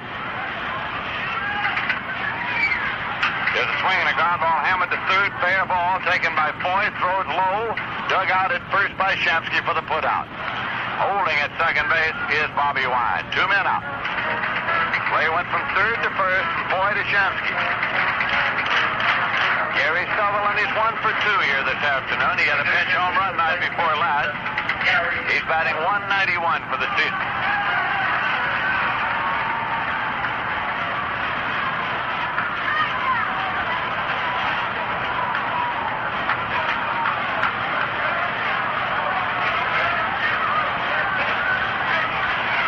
Here's the pitch, and it's high to the right-hand batter. The outfield defense of the Mets is set up, shaded toward right, playing Sutherland to go to the opposite field. Marshall in right moved way over near the line. Here's the pitch, swung on and hit hard to short. Bobble for a moment by Harrelson. He picks it up and makes the play in time for the out. Bud Harrelson bobbled it for a moment, but recovered in time to gun it on over to Shamsky and retire the side. So, in the bottom of the fifth, it's no runs, no hits, an error on one left. The end of 5 innings of play. The score is the Mets 1 and Montreal 1. This is Duffy Dyer of the New York Mets. When I'm in the Tri-Cities, I catch Tom Rambler each morning between 6 and 9. He doesn't know much about baseball, but he plays great music on the Sound of America, WOKO Albany. This is Tom Rambler, and whenever I'm in New York, I always catch Duffy Dyer and the world champion New York Mets at Shea. Duffy's right. I don't know much about baseball, but I do know music. Why don't you join Duffy Dyer and the world champion Mets? Come on home to the all-American sound of WOKO. You're listening to the Sound of America, WOKO, 1460 radio in Albany. WOKO brings you the best in good time music, all-American sports, and essential information 24 hours a day. Come on home to the Sound of America. WOKO. 5 innings of play here in Montreal. It's the New York Mets 1 run, 6 hits, 1 error, and the Montreal Expos 1 run, 2 hits, and no errors. Art Shamsky's coming up for the Mets. He brought a 5-game hitting streak into today's game. So far, he's gone 0 for 2. He popped to second and grounded out pitcher to first.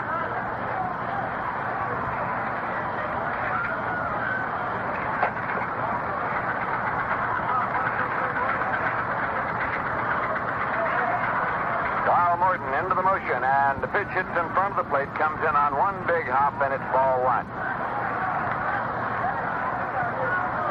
The New York Mets and the Pittsburgh Pirates will meet tomorrow night at Shea Stadium.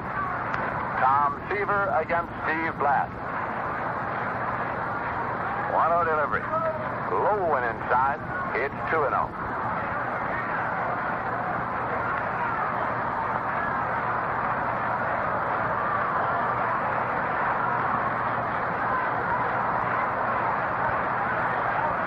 Expos swung way over on Shamsky, playing him to pull. So swinging a foul ball, backing out of play. It's 2-1.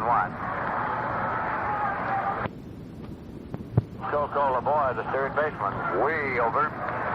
Near the rim of the infield grass, about where the shortstop would be playing.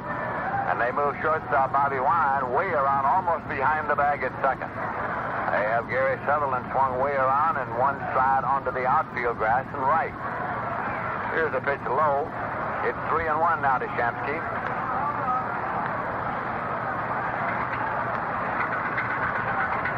Carl Morton has struck out 1 and walked 1. He walked Jerry Grody in the 4th inning, and he struck out Ken Boswell in the 1st inning. 3-1 delivery. Inside. It's a leadoff walk to Shamsky. Second walk issued by Morton, and now it's the Mets who pick up a leadoff base runner. Dave Marshall's coming up. He singled a drive in the Met run in the 1st inning. He flied to center in the 4th inning.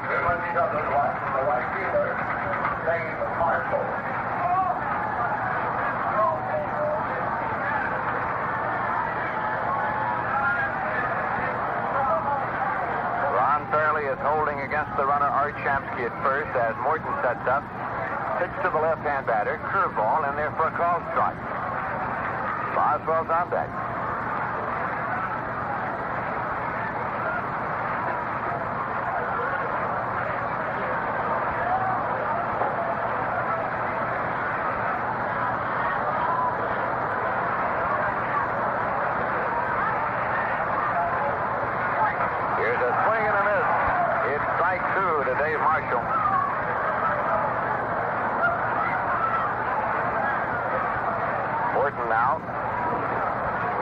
Just a moment before getting ready to work again.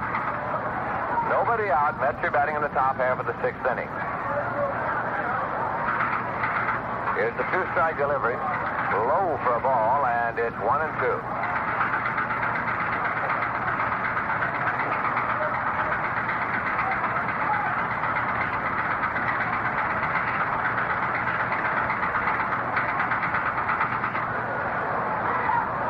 Breaking pitch is low. It goes to 2 balls and 2 strikes.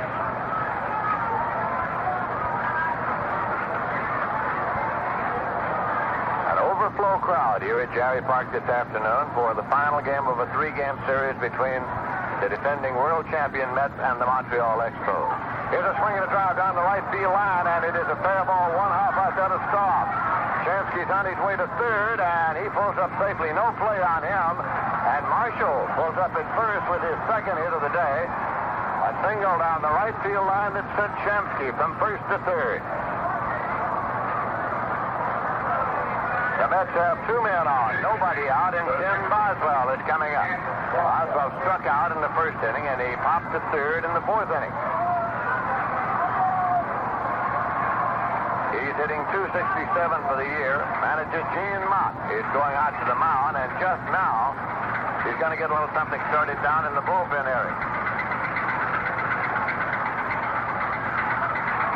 Knuckleballer Howie Reed goes down to throw in the bullpen area now for Montreal as Gene Mott talks to Carl Morton.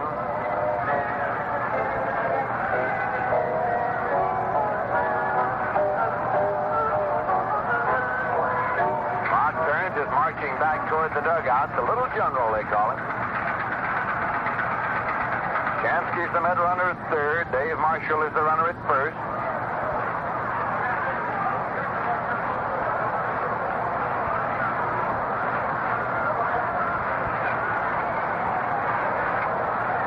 Off the stretch. Pitch is swung on and popped up. Foul. Playable to catcher John Bateman behind the plate, and he makes the grab. So on one pitch, Boswell is fouled out to the catcher. There is no advance. Joe Foy will be the batter. Grounded out, short to first, and singled up the middle. The score is tied 1-1 as the Mets make a bid to score here in the top of the sixth inning. Mets have had 7 hits. The Expos have had 2.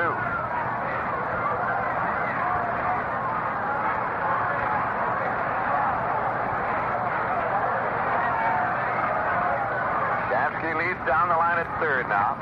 Marshall takes his lead at first with Fairley holding against him. Horton sets up and checks. Here's the pitch. It's low for a ball to Joe Foy. Foy is hitting .229 for the year.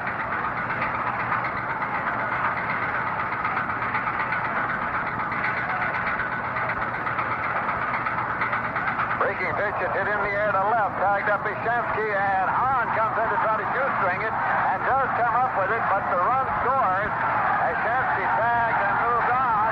And now the throw to third base on the double play is called by the umpire, Ken Burkhardt. Burkhardt is indicating double play as Eddie Yost is protesting that Shamsky tagged up. Hahn with a shoestring catch in left, and now Marshall moves on up to second as there appears to have been some misinterpretation on the part of the call that Burkhardt made. And now Eddie Yost went back to the line, and Sudol comes over and makes the call. And it's the argument now between Yost and Sudol. Yogi Berra comes across the diamond. Gil Hodges comes up because Burkhardt apparently had indicated that he did not call the out on Shamsky. He had made the out call on the catch in left field. Sudol, in turn, has called the out on Shamsky for leaving too soon at third base. And it is a double play, and the side is retired, and no run is scored. It's still a 1-1 tie. Hodges is arguing it with Sudol. Shamsky was tagged up at third base, waiting to see whether or not the ball would be caught, because when it left the plate, it looked like it would be an easy catch. It died out there, and so that Hahn rolled over and had no throw. Shamsky came across, there was no play on him, but then they made the appeal play at third, and the out call has been made by Sudol, and the side is retired. It is no run, a hit, a walk, no errors, and 1 man left, and in the middle of the sixth inning, the score is still tied. The Mets won, the Expos won. Know what I like to do now and then? Just relax and think about the nicest things I can think of. Like the vacations I've had. You know, palm trees, sand, the surf. My family likes the mountains. Boy, it's hard to beat a sparkling clear lake. I can smell those pine trees right now. When it comes to vacations, we get very choosy. We can afford to. Know why? Because we arrange to have the money to pay for them before we leave. With us, a vacation is the high spot in the year. So we decide ahead on where we want most to go and about how much it'll cost. And each year, we join the new vacation club at the bank. We've decided that next year we're going to Bermuda. And I've just joined the bank's new vacation club. So we know we'll get there. If you like great vacations like we do, you'll stop in at the bank. That's National Commercial Bank, and put a down payment on yours right away. The bank, National Commercial Bank and Trust Company, is a member of the Federal Deposit Insurance Corporation.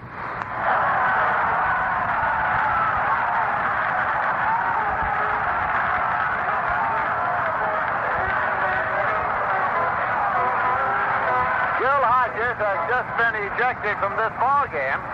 Between innings, he and Ed Sudol engaged in a chin-to-chin argument. It's as exercised as I have ever seen Hodges during his tenure with the New York Mets. And as he started to leave, he turned and kicked dirt over the plate, and Sudol followed him, threw him out of the ball game, and Sudol is standing in front of the Mets dugout now, indicating to Hodges that he is out of the ball game.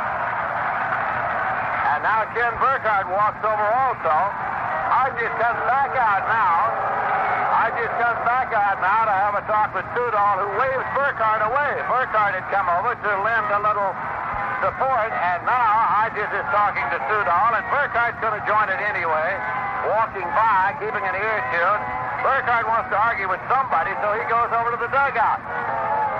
The Met ball players are up in the front of the dugout. Hodges takes out the lineup cards. He says something to Burkhardt. Now Hodges is following Burkhardt a step or two. He is out of the ball game, so he has the lineup cards in his hand. This is as exercised as Hodges has ever been. He throws the lineup cards down in the warning track. Well, I suppose it's time for a reporter to offer an opinion. And on a play like that, you keep an eye on the base runner because you know he's going to tag when the fly ball leaves. When the fly ball left the plate, it appeared to be an easy catch for Hahn, so you keep an eye on the base runner. It died in front of him, and he made a diving catch. Shamsky was tagged up at the time and came on. And then the catch was made for Hahn. He had no play. In my opinion, Shamsky definitely tagged up after the catch. Bob Murphy, do you have an opinion? I have to honestly say, Lindsay, I think the umpires blew the play by a mile. Burkhardt had to watch the left fielder because of the trap possibility.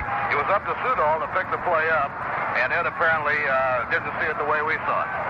Hodges is a lonely figure now, disappearing down in the right field corner. There is no runway from the dugout to the locker room, so he had to walk the length of the track down to the right field corner, and it just disappeared around the corner. So it's a 1-1 tie, and Rusty Staub is up in the bottom of the sixth. And here is Ray Sadecki's pitch. Inside high for a ball to Staub, who struck out and walked so far. Hodges battling for the one run that would have put the Mets ahead here. As there was confusion galore on the play. Now the pitch swung on and pops up foul. It's coming back out of play. First of all, Eddie Yost thought that Ken Burkhardt had made the call, doubling Shamsky, and so Yost was out protesting that. Burkhardt then indicated he hadn't made that call. His call was on the play and left. His point, Marshall, who was the base runner at first, tagged and moved on to second. And under the opinion that the Mets were still alive in the inning, then it was that Sudol indicated he had made a call about charging Shamsky with leaving. I think one of the things that infuriated Gill so much, too, is he felt that the umpires let Gene Mock call the play. Now the 1-1 delivery, and it's high for a ball. 2-1. Naturally, Mock is trying for every advantage he can get. That's good baseball, but that has to infuriate the other manager. This will be a 2-1 pitch now to Rusty Staub. And it's low. Sadecki goes behind 3-1. He has struck out 2, and he has walked 2 here today. Lindsay, if memory serves me, this is only the second time Gill has been thrown out since managing the Mets. The first time was in Philadelphia, and it also involved Kenny Burkhardt. This will be a 3-1 delivery. Swung on and hit deep to right. If it stays fair, it's out of here. But it is a foul ball. A foul ball way down and out of the ballpark in the right field corner. That runs the count full at 3-2 to Rusty Staub.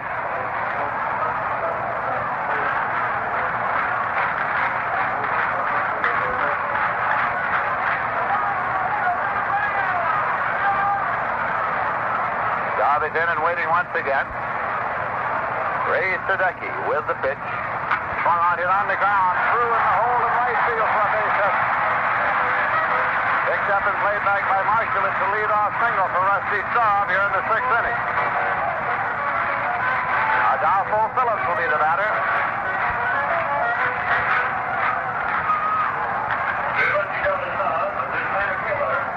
Adolfo Phillips.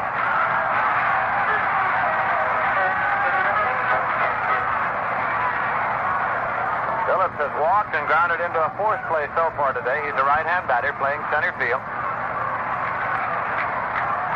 Sadecki's pitch is bunted up into the air, foul to the right side. No play. It's Brody tries to get over there, but it rolls off into the Met dugout. Manager Gene Mock of the Expos had the sacrifice on. Adolfo Phillips punted it up into the air, but foul off to the right side. No play could be made on the ball. It's strike one.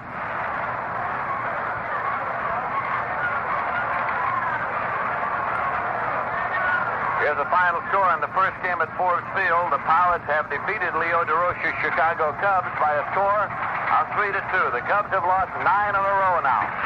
The Mets, having trumped a 5-game series from them earlier this week, they had lost a doubleheader last Sunday to the St. Louis Cardinals.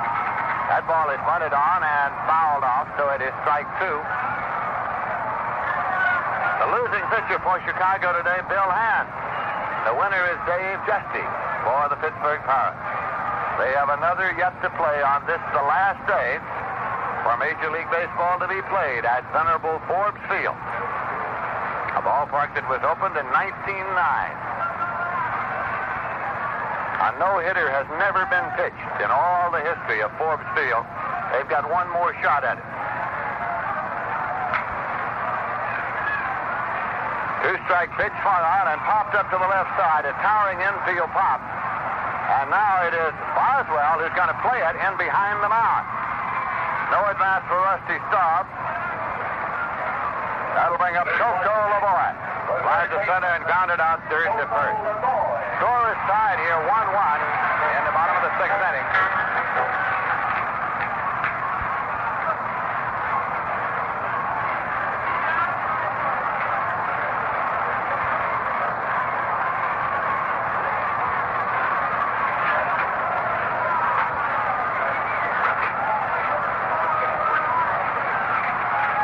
Staub takes his lead at first base. Brody sends out the sign to Sadecki. Now the pitch, high and away for a ball. 1-0 to Lavoie with John Bateman waiting on deck.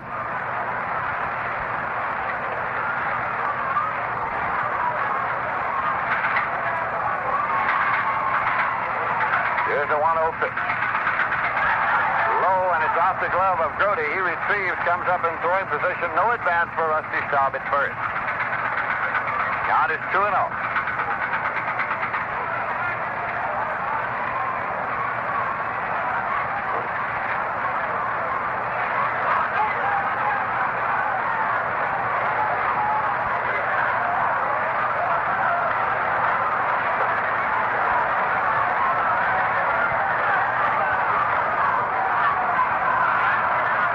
The 2-0 offering, and it's right in there for a call strike. It's 2-1. Pittsburgh Pirates winning 3-2 over the Chicago Cubs in the first game today. Have won 6 in a row, so the Pirates will be red hot moving into Shea Stadium in New York tomorrow night. Take on the Mets in the first game of a 3-game series at Shea. Here's a swing at a high pop foul back to first. The wind's going to take it into the seats. Kamsky gives chase, but to no avail, so it's 2-2 to Coco Lavoie.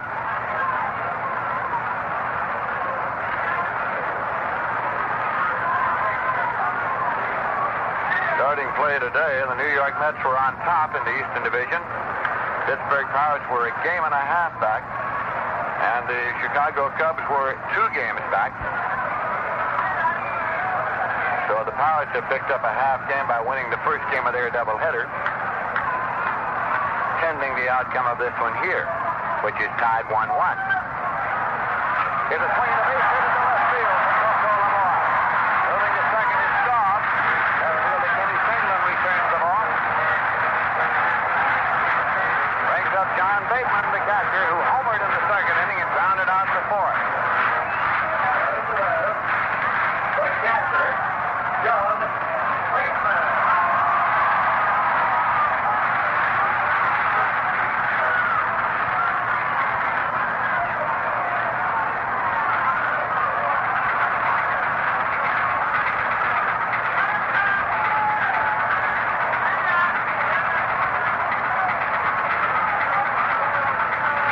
Brody was out for a moment at the mound talking to Sadecki.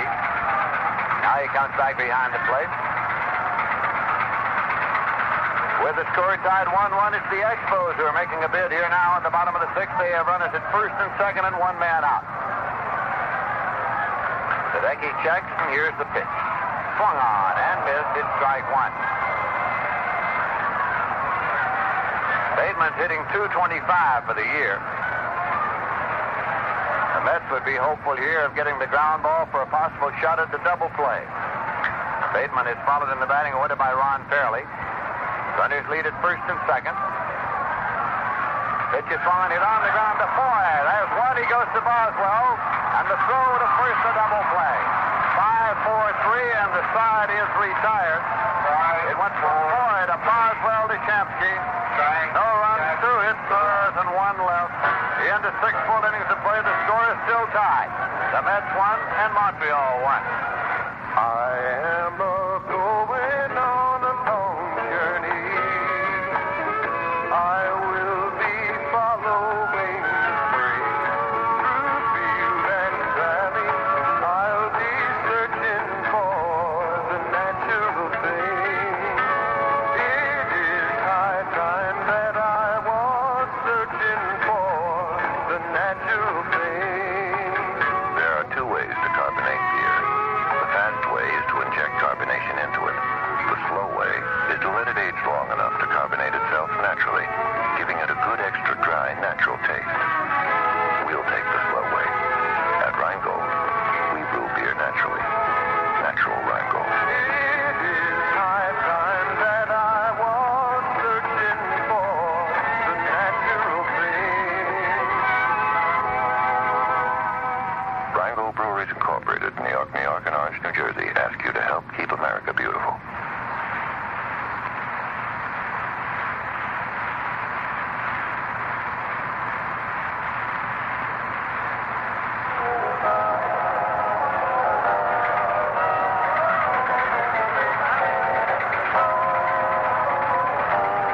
Well, we go to the 7th inning at Montreal with an exciting ball game going. That's when the Expos are tied 1-1. Manager Gil Hodges has been ejected by umpire Ed Sudol, his second ejection as manager of the New York Mets. In a play that will be talked about and argued about for quite a while, because it did appear very definitely that the play was blown. Jerry Grody will try and get it going in the 7th inning. And the pitch by Carl Morton is off the outside corner, ball 1.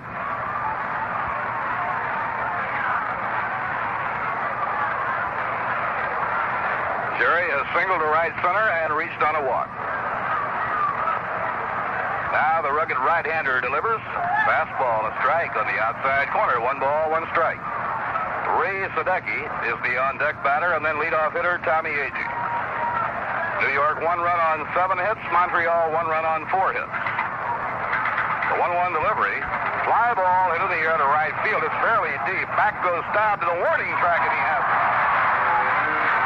Ball goes give it a ride.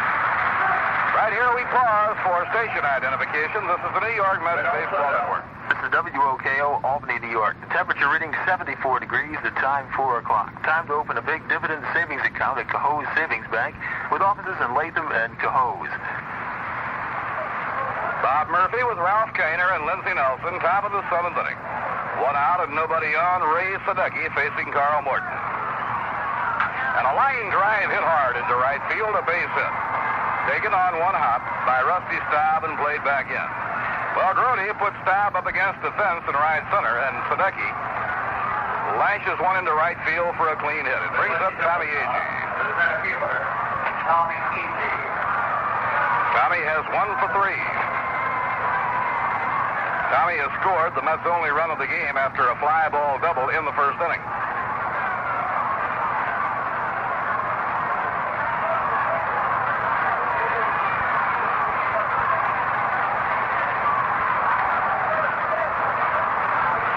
By Sadecki, the 8th hit in the ball game for the New York Mets. Now Morton checks the runner. Down comes the pitch. Fouled off. Agee was holding up on his swing. Didn't mean to hit it. Bud Harrelson will be hitting next. Weather-wise, an absolutely sensational day. An overflow crowd for the final game of this 3-game series. In comes the pitch to Tommy, a swing and a miss, and the count is strike 2.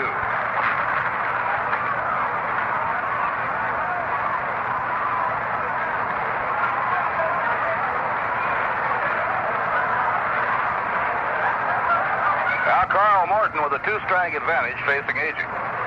Tommy hitting .276. Low and inside, 1 ball and 2 strikes.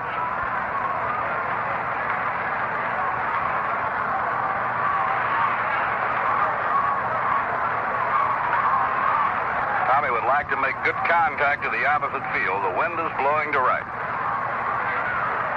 Now it's under the knees of Agee takes it. 2 balls and 2 strikes.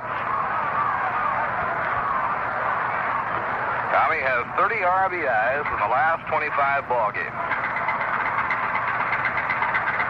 Total for the year now is up to 41. Now the stretch. The 2-2 delivery. Ground ball, it wrapped toward the hole on through left field, a base hit. Ray Sadecki turns second. He'll hold there. And the Mets are threatening again. They have runners on first and second. Tommy Agee's second hit of the game.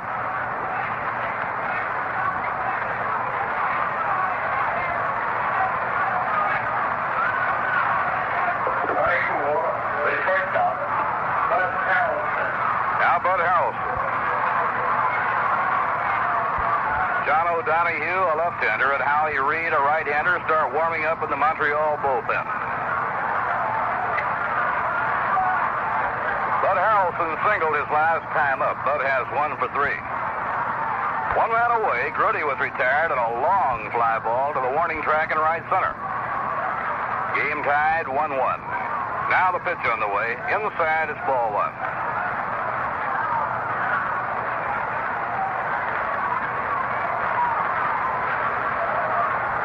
The Expos just recently picked up left-hander John O'Donohue.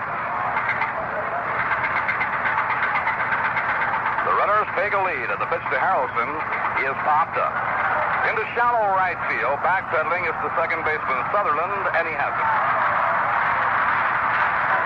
Now there are 2 men away, and Kenny Singleton will try and get something home. Kenny has 1 for 3, a Texas leaguer in the first inning. He since then has flied to center, hit into a 4-6-3 double play.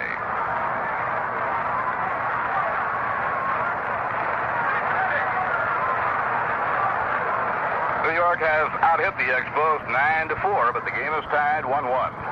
Mets scored in the first inning. The Expos tied the game in the second on John Bateman's home run to right field. Ken Singleton batting left against the right-hander Morton. Now Morton up in pitching position. Kicks the leg, down comes the arm, and a fastball inside, ball 1. Gil Hodges has Kenny Singleton batting third in the order. Cleanup batter Shamsky kneels on deck.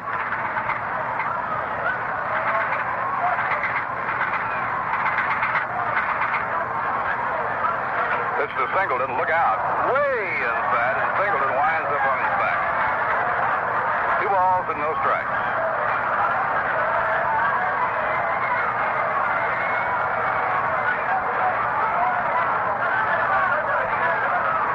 Now Kenny gets up to dust himself off and readjust the batting helmet.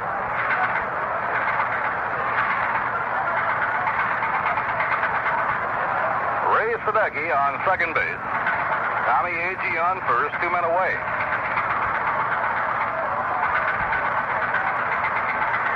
The 2-0 pitch by Morton, a fastball over the inside corner, of strike. So it's 2-1. Strong wind ripping out toward right field. Every seat taken, an overflow crowd. Many fans watching the game standing behind the outfield fence. Now Ken Singleton cocks the bat. And a foul ball, if he tried to get away from an inside pitch, it may have hit him. It did hit him, and the bases are loaded. Singleton fell away from the plate on an inside pitch. And now here comes Gene Mock, and he's walking out to the mound. Art Shamsky will be coming up with the bases loaded. First baseman, Art Shamsky.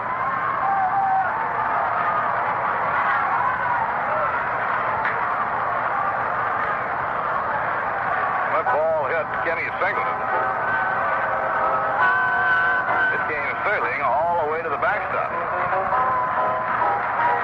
Carl Morton stays in. The bases are loaded. The score tied 1-1, and Art Shamsky coming up.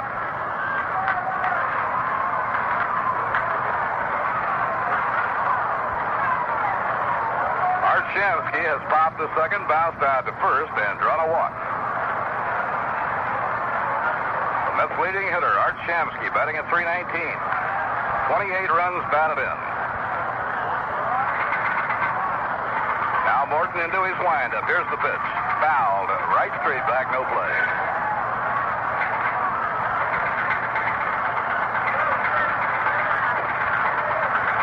John O'Donohue, a left-hander. Howie Reed, a right-hander, warming up in the Montreal bullpen. Mets trying to get something across the plate here with 2 men down. Mets had a 6-run inning last night, and all 6 runs were driven across the plate after 2 men were away. Now the pitch to Shamsky. Low and inside. 1 ball, 1 strike.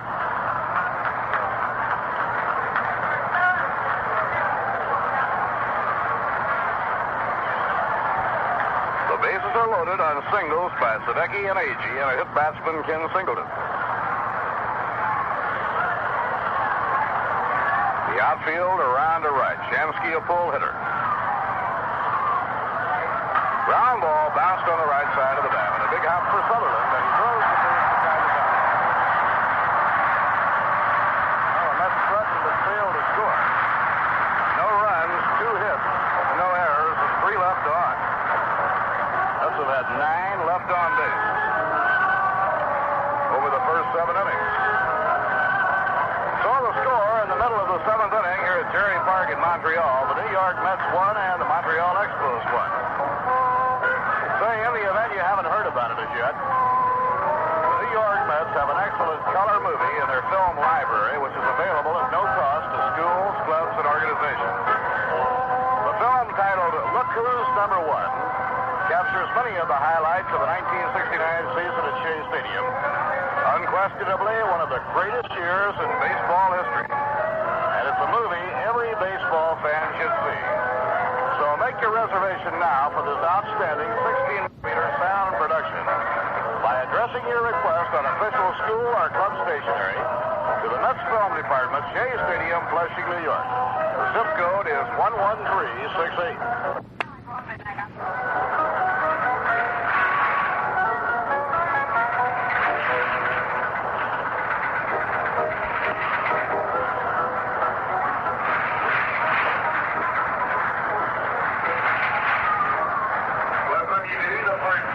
Last of the 7th inning, Ron Fairley will be leading off against Ray Sadecki. Fairley 0 for 2 has bounced out and been called out on strikes.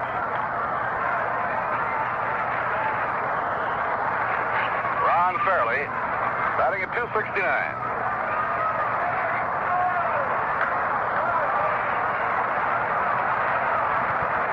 This game goes along that play that led to the ejection of manager Gil Hodges looks bigger and bigger. Now the pitch on the way by Sadecki, and it's inside to Ron Fairley, ball 1. Bottom third of the batting order up against Sadecki in the Montreal 7th inning. And the 1-0 delivery. Ground ball hit down to first, fair ball taken by Shamsky. He steps on the bag, making an easy play, 1 down. Bobby Wyatt, hitting 8th in the order, has lined out hard to Agee in center field and reached safety on an error. Bobby Wyatt. Bobby hitting .196.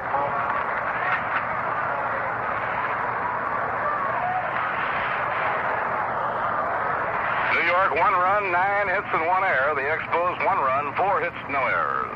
A little bit high, 1 ball and no strikes. Mets return to New York following this ball game. Open their series with the Pirates tomorrow night. High fly ball, well hit to right field. It's deep. Back goes Marshall to the warning track, and he's got it against the fence. Dave Marshall up against the fence in right center field. Makes the catch to retire Bobby Wyatt. Well, the way that wind is blowing to right field today, Ralph, when they get the ball up in the air, it scares you to death. Well, this ballpark is very conducive to home runs. The ball really carries well in here, and then you have a prevailing wind to right field, and this one today must be somewhere around 20 knots. With 2 outs and nobody on, the batter is Carl Morton. He looks the pitch over. It's outside, ball 1. Remember, he started out as an outfielder. He's had 6 hits this year and 35 times at bat, and he has 2 runs batted in. Swing and a miss. 1 ball, 1 strike. In the 7th inning at St. Louis, the Phillies got 2 runs to tie up St. Louis 4-4. Dick Selma has relieved Jim Bunning. And a high fly ball to left center. Moving over is Kenny Singleton. Agee comes over, and Agee takes it for the out. So the Expos are out 1, 2, 3 in the 7th.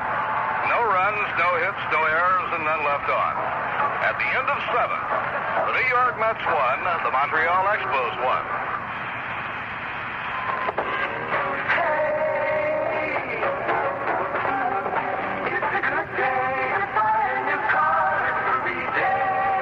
Whitbeck Motors, home of the Duster. This summer, leave the pack. Your Duster is waiting for you at Whitbeck's Autorama, your authorized Plymouth, Chrysler, and Imperial dealer. Your Duster in your color and at your price. Now's the time to learn why no one walks from Whitbeck, where it's always a groovy day, a good day to buy a new car. At Whitbeck Motors, 6th Avenue, Troy. When you're in the hospital, you shouldn't have to worry about bills piling up. Your only worry should be about getting well.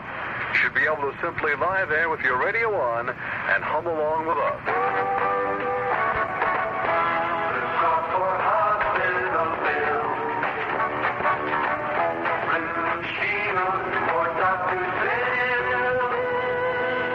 Think about it.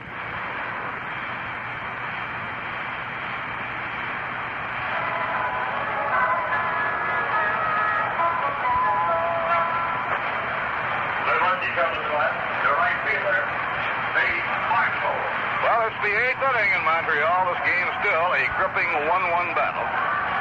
Dave Marshall 2 for 3 today, leading off against Carl Morton. The Mets have out-hit the Expos 9-4, but Mr. Morton has been very difficult in the jam. Now the pitch. Taken high and away, 1 ball and no strikes. Ken Boswell on deck, and then Joe Boy. Mets have had 9 hits today, but they've all been singles except that fly ball double by Tommy Agee in the first inning. That led to the only run the Mets have in the ballgame. Mets got their run on 3 Texas League hits in the opening inning.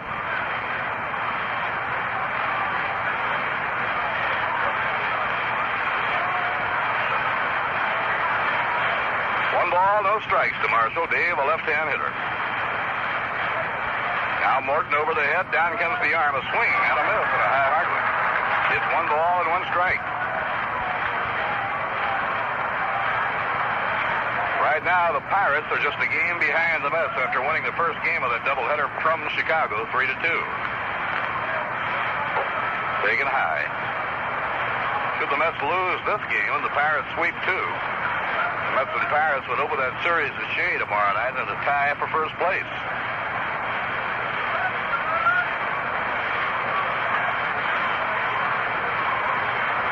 Bateman setting up the target. The 2-1 pitch. It's high, and Marshall lays off. It goes to 3-1.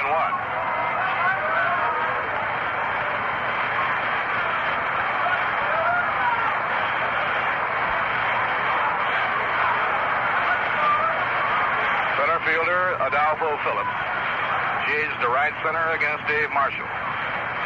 Pitching 3-1. And a fly ball hit in the air to right field. Back goes Rusty Stop. Back toward the fence. He reaches for it, and he can't get it. A home run for Dave Marshall. The Mets grab the lead on the 4th home run of the year by the Mets right fielder, Dave Marshall. That ball did not clear by very much, and it was hard to tell for a moment whether or not it had gone. Stop got to the fence, reached above the fence, but it was just out of his reach. So Dave Marshall hitting a 3-1 delivery. Hits it over the short fence at the 368 mark in right center. That's Dave Marshall's 3rd hit of the game. Now the pitch to Kenny Boswell is inside, ball 1. Bob, that's Marshall's 8th base hit and 15 times up against the Expos this year. I believe his second home run against them. High fly ball to right center field. Adolfo Phillips gliding slowly over toward the alley, and he has it. He had a home run previously here at Montreal off Bill Stoneman. So Dave Marshall is now homered off his former teammate Gaylord Perry, off Bill Stoneman of the Expos and Joe Decker of the Cubs.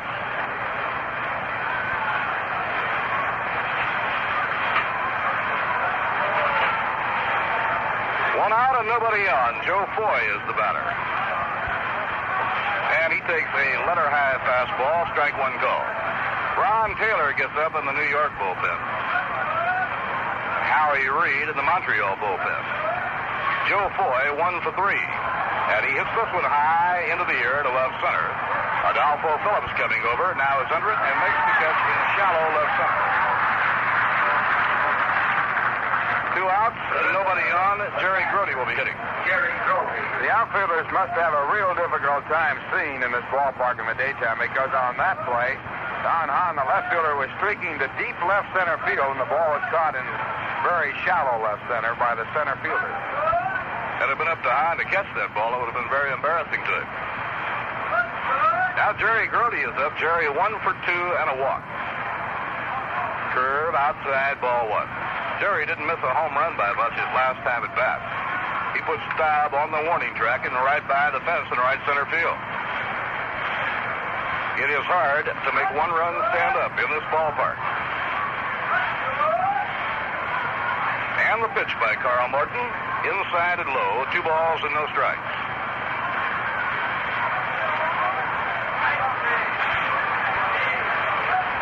Ralph points out the prevailing wind blows to right field, and it's a small ballpark to begin with.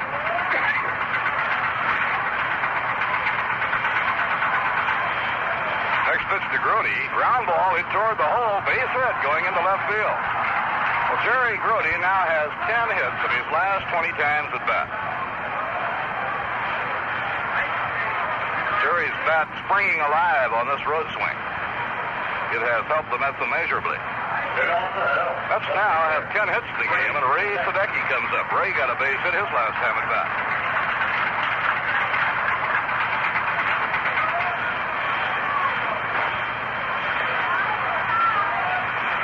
Carl Morton delivers. It's in the dirt, but Bateman keeps the ball in front of him. No advance by Jarry Grody. Everybody in the lineup now has at least 1 hit, with the exceptions of Shamsky and Boswell. Lefty John O'Donohue hustling down to the bullpen now, along with Howie Reid. And a fly ball hit to right center. Staub coming in on this is there, and he has it for the out. 1 run, 2 hits, no errors, 1 left. And the score in the middle of the 8th inning here at Jarry Park in Montreal, the New York Mets 2, the Montreal Expos 1. This is Johnny K. inviting you to tune in the all-night show. You might hear the Johnny K. Dancers. Here we go! You might even hear the Johnny K. Acrobats.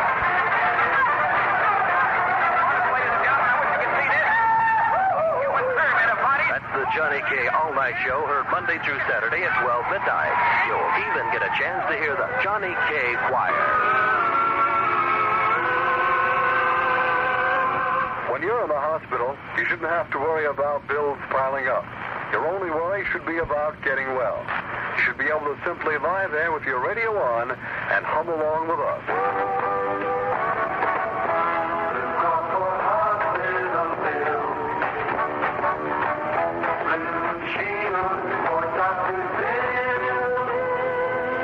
Think about it.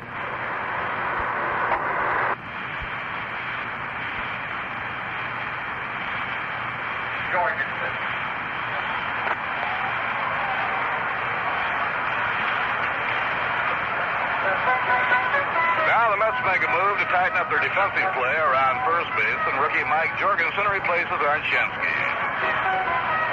Don Hahn, the left fielder, will be leading off against Ray Sadecki.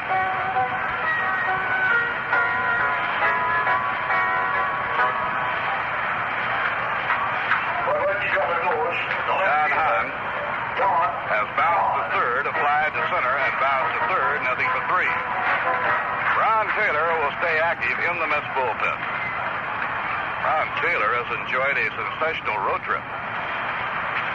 He won 2 games in that 5-game sweep at Chicago. And Sadecki out of his windup. Now the pitch. Strike on the outside corner. Gary Sutherland on deck, then Rusty Staub.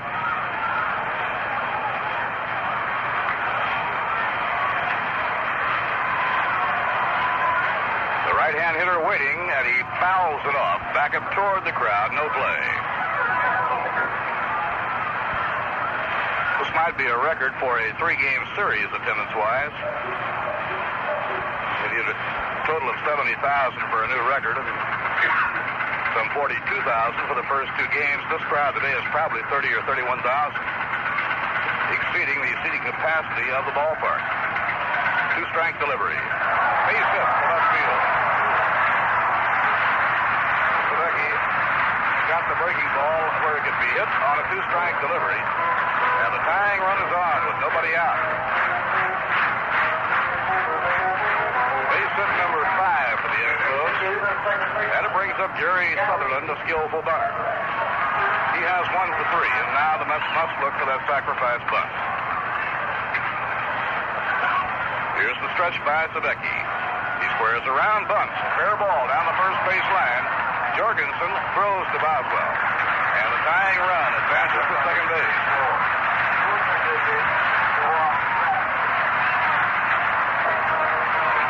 Rusty Staub coming up.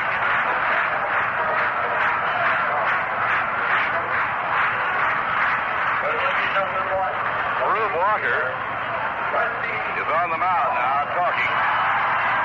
Ray Sadecki and Jerry Grody. Adolfo Phillips, the cleanup batter, is on deck. And Dick Williams, the third base coach, wants to talk with the base runner, Don Hahn.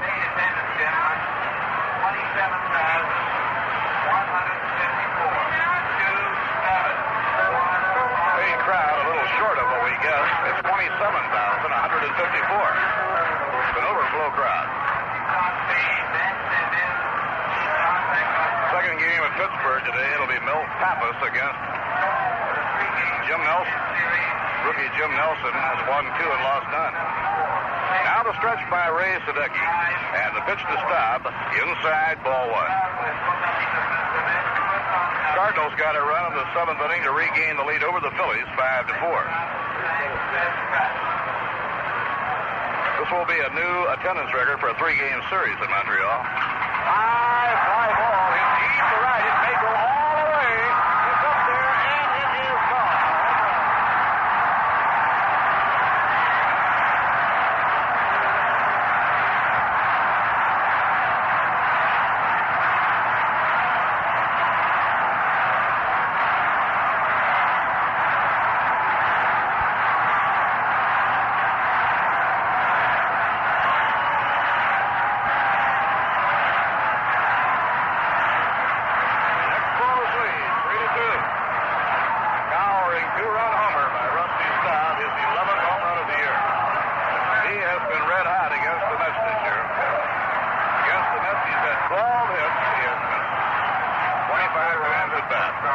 Swing and a miss by Adolfo Phillips.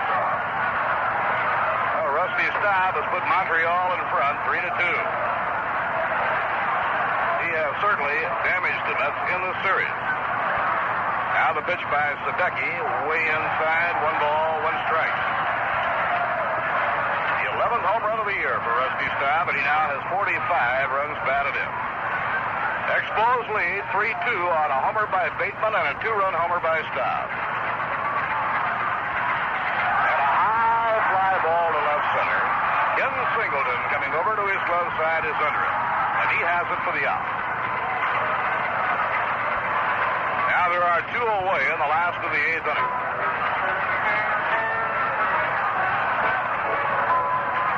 Mets will have the top of the batting order hitting in the 9th inning as they try to come from behind. The hitter is Coco Lavoie. He singled his last time at bat. He has 1 for 3. And pitch by Sadecki. Fastball called strike one. The Giants lead the Braves 1-0 in the fourth on McCovey's 21st home run of the year. Swing and a miss at a curve at the count, strike two. The Cincinnati Reds and the Houston Astros are tied 2-2 after 5 innings. San Diego just getting underway at Dodger Stadium. Dave Roberts against Alan Foster.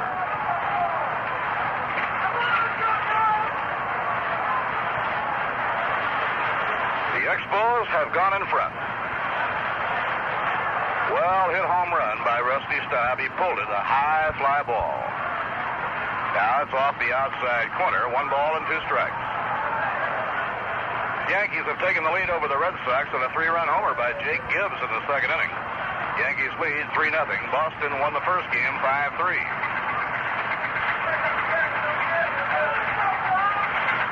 Baltimore leads Washington 3-2. No, check that. It's 2-2 at the end of 9. Now the count is 2-2 on Coco LeBoy. Cleveland 6, Detroit 2. They've played 5 innings. First game of 2.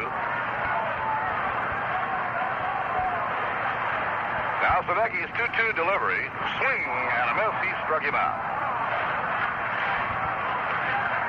A little confusion as to whether or not he had held up on his swing in time.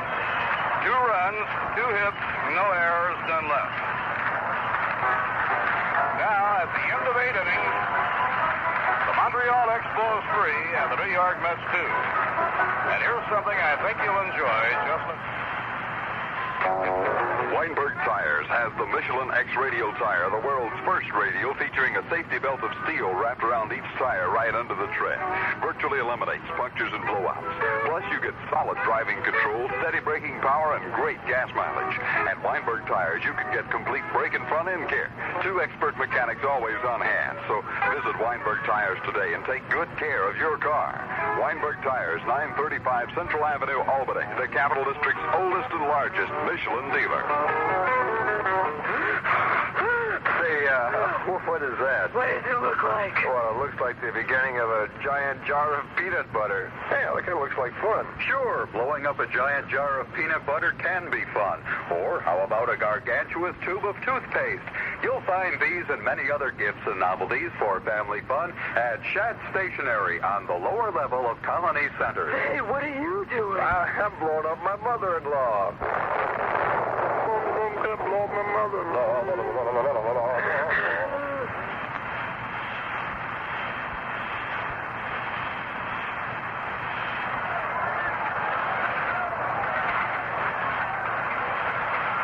9th inning, and the Mets trail by a run as Tommy Agee leads off against Carl Morton. Here's the pitch. Off the outside corner, ball 1.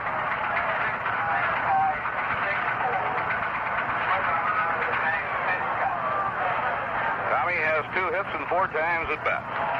And a line drive softly hit into left center field, a base hit. So, on Agee's 3rd hit of the afternoon, the Mets have the tying run on and nobody out. Bud Harrelson will be coming up. And right here, we'll pause for station identification. This is the New York Mets Baseball Network. This is WOK on Albany, New York. The current temperature, 74.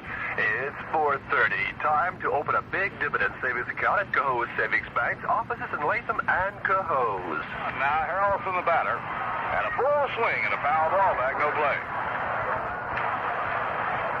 Gene Mock. And the pitch on the way. Inside and low. Ball 2, 2 balls and no strikes. Mets a run behind. We're in the 9th. Game was tied 1-1 all afternoon until the 8th inning when Marshall put New York in front with a home run. The last of the 8th inning, Rusty Staub hit a 2-run homer. The 2-0 delivery fouled back over the press box into the parking lot. Nope, into the press box. It's 2-1. Mike Jorgensen is the on-deck batter. After the Mets went in front, Jorgensen replaced Shamsky. The 2-1 delivery. The runner goes, and a fly ball hit down the left field line. On racing over to the line is under it and makes the catch. Scamper firing back is Tommy Agee. Mets are down to their last out. Tommy Agee was running on the pitch. The single didn't fly out to Hahn, the left fielder. Now Jorgensen is being called back.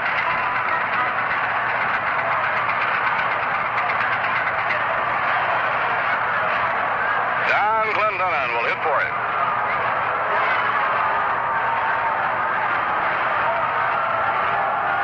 Clendenon had a big home run in the game last night, a 3-run homer.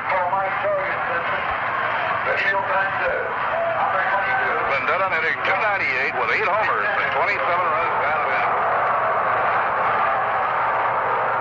Clendenon is a right-hand batter, but he has great power to the opposite field. He hits as many home runs to right as he does to left. So the Mets pin their hopes here on Don Clendenon. They're down to their final out of the 9th inning, trailing 3-2. Expos have been giving the Mets fits this year. Montreal has won 4 of 7 games to date. They are within 1 out of making it 5 out of 8. Clendenon won a game as a pinch hitter on this road trip when he hit a 3-run homer in Chicago. At the time, Don had gone 0 for 10 as a pinch hitter, and he really broke out in a big way. Now Morton works off the stretch. And the pitch on the way, foul back. A 1-strike count on Don Clendenon. Clendenon belonged to the Expos in spring training a year ago. He had decided to retire, missed most of spring training, got away slowly with the Expos, and as a result, he does not get a great reception from the crowd here. Now the pitch. In the dirt, handled nicely by John Bateman. Bateman has done a good job of backstopping in this series. It's 1 ball and 1 strike on Clendenon. Tommy Agee has the kind of speed to score on just about any kind of a long hit. The 1-1 delivery. Low, it's just under the knees. 2 balls and 1 strike. Ray Sadecki pitched a superb ball game. Lost his lead in the last of the 8th inning when Rusty Staub hit a 2-run homer.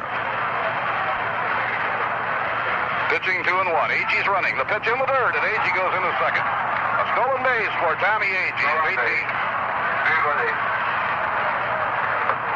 For Tommy, his 18th stolen base of the year. Now the single could tie this ball game up. The count is 3-1 on Don Clendenon. Dave Marshall has had a big day with 3 for 4, including a home run as the on-deck batter. Now Morton has his sign from Bateman. And the pitch. It's popped up. It's could be the ball game. Ron Fairley is under it on the edge of the outfield grass. The Expos win. Well, the controversial play that led to the ejection of manager Gil Hodges will be talked about for a long time. It undoubtedly cost the Mets the ball game. No runs, 1 hit, no errors, and 1 left on. Final score, Montreal 3 and the New York Mets 2. We'll be back with a recap on the game in just a moment.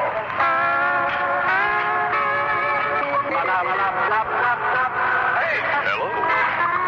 I'm Grady Watson. And I'd like to invite you to join me every afternoon from 3 to 6 here on WOKO, on your way home from work or wherever you happen to be going.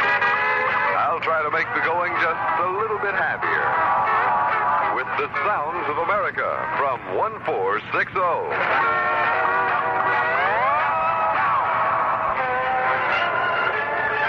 You're listening to the Sound of America, WOKO, 1460 Radio in Albany. WOKO brings you the best in good time music, all-American sports, and essential information 24 hours a day. Come on home to the Sound of America. Come on home to WOKO.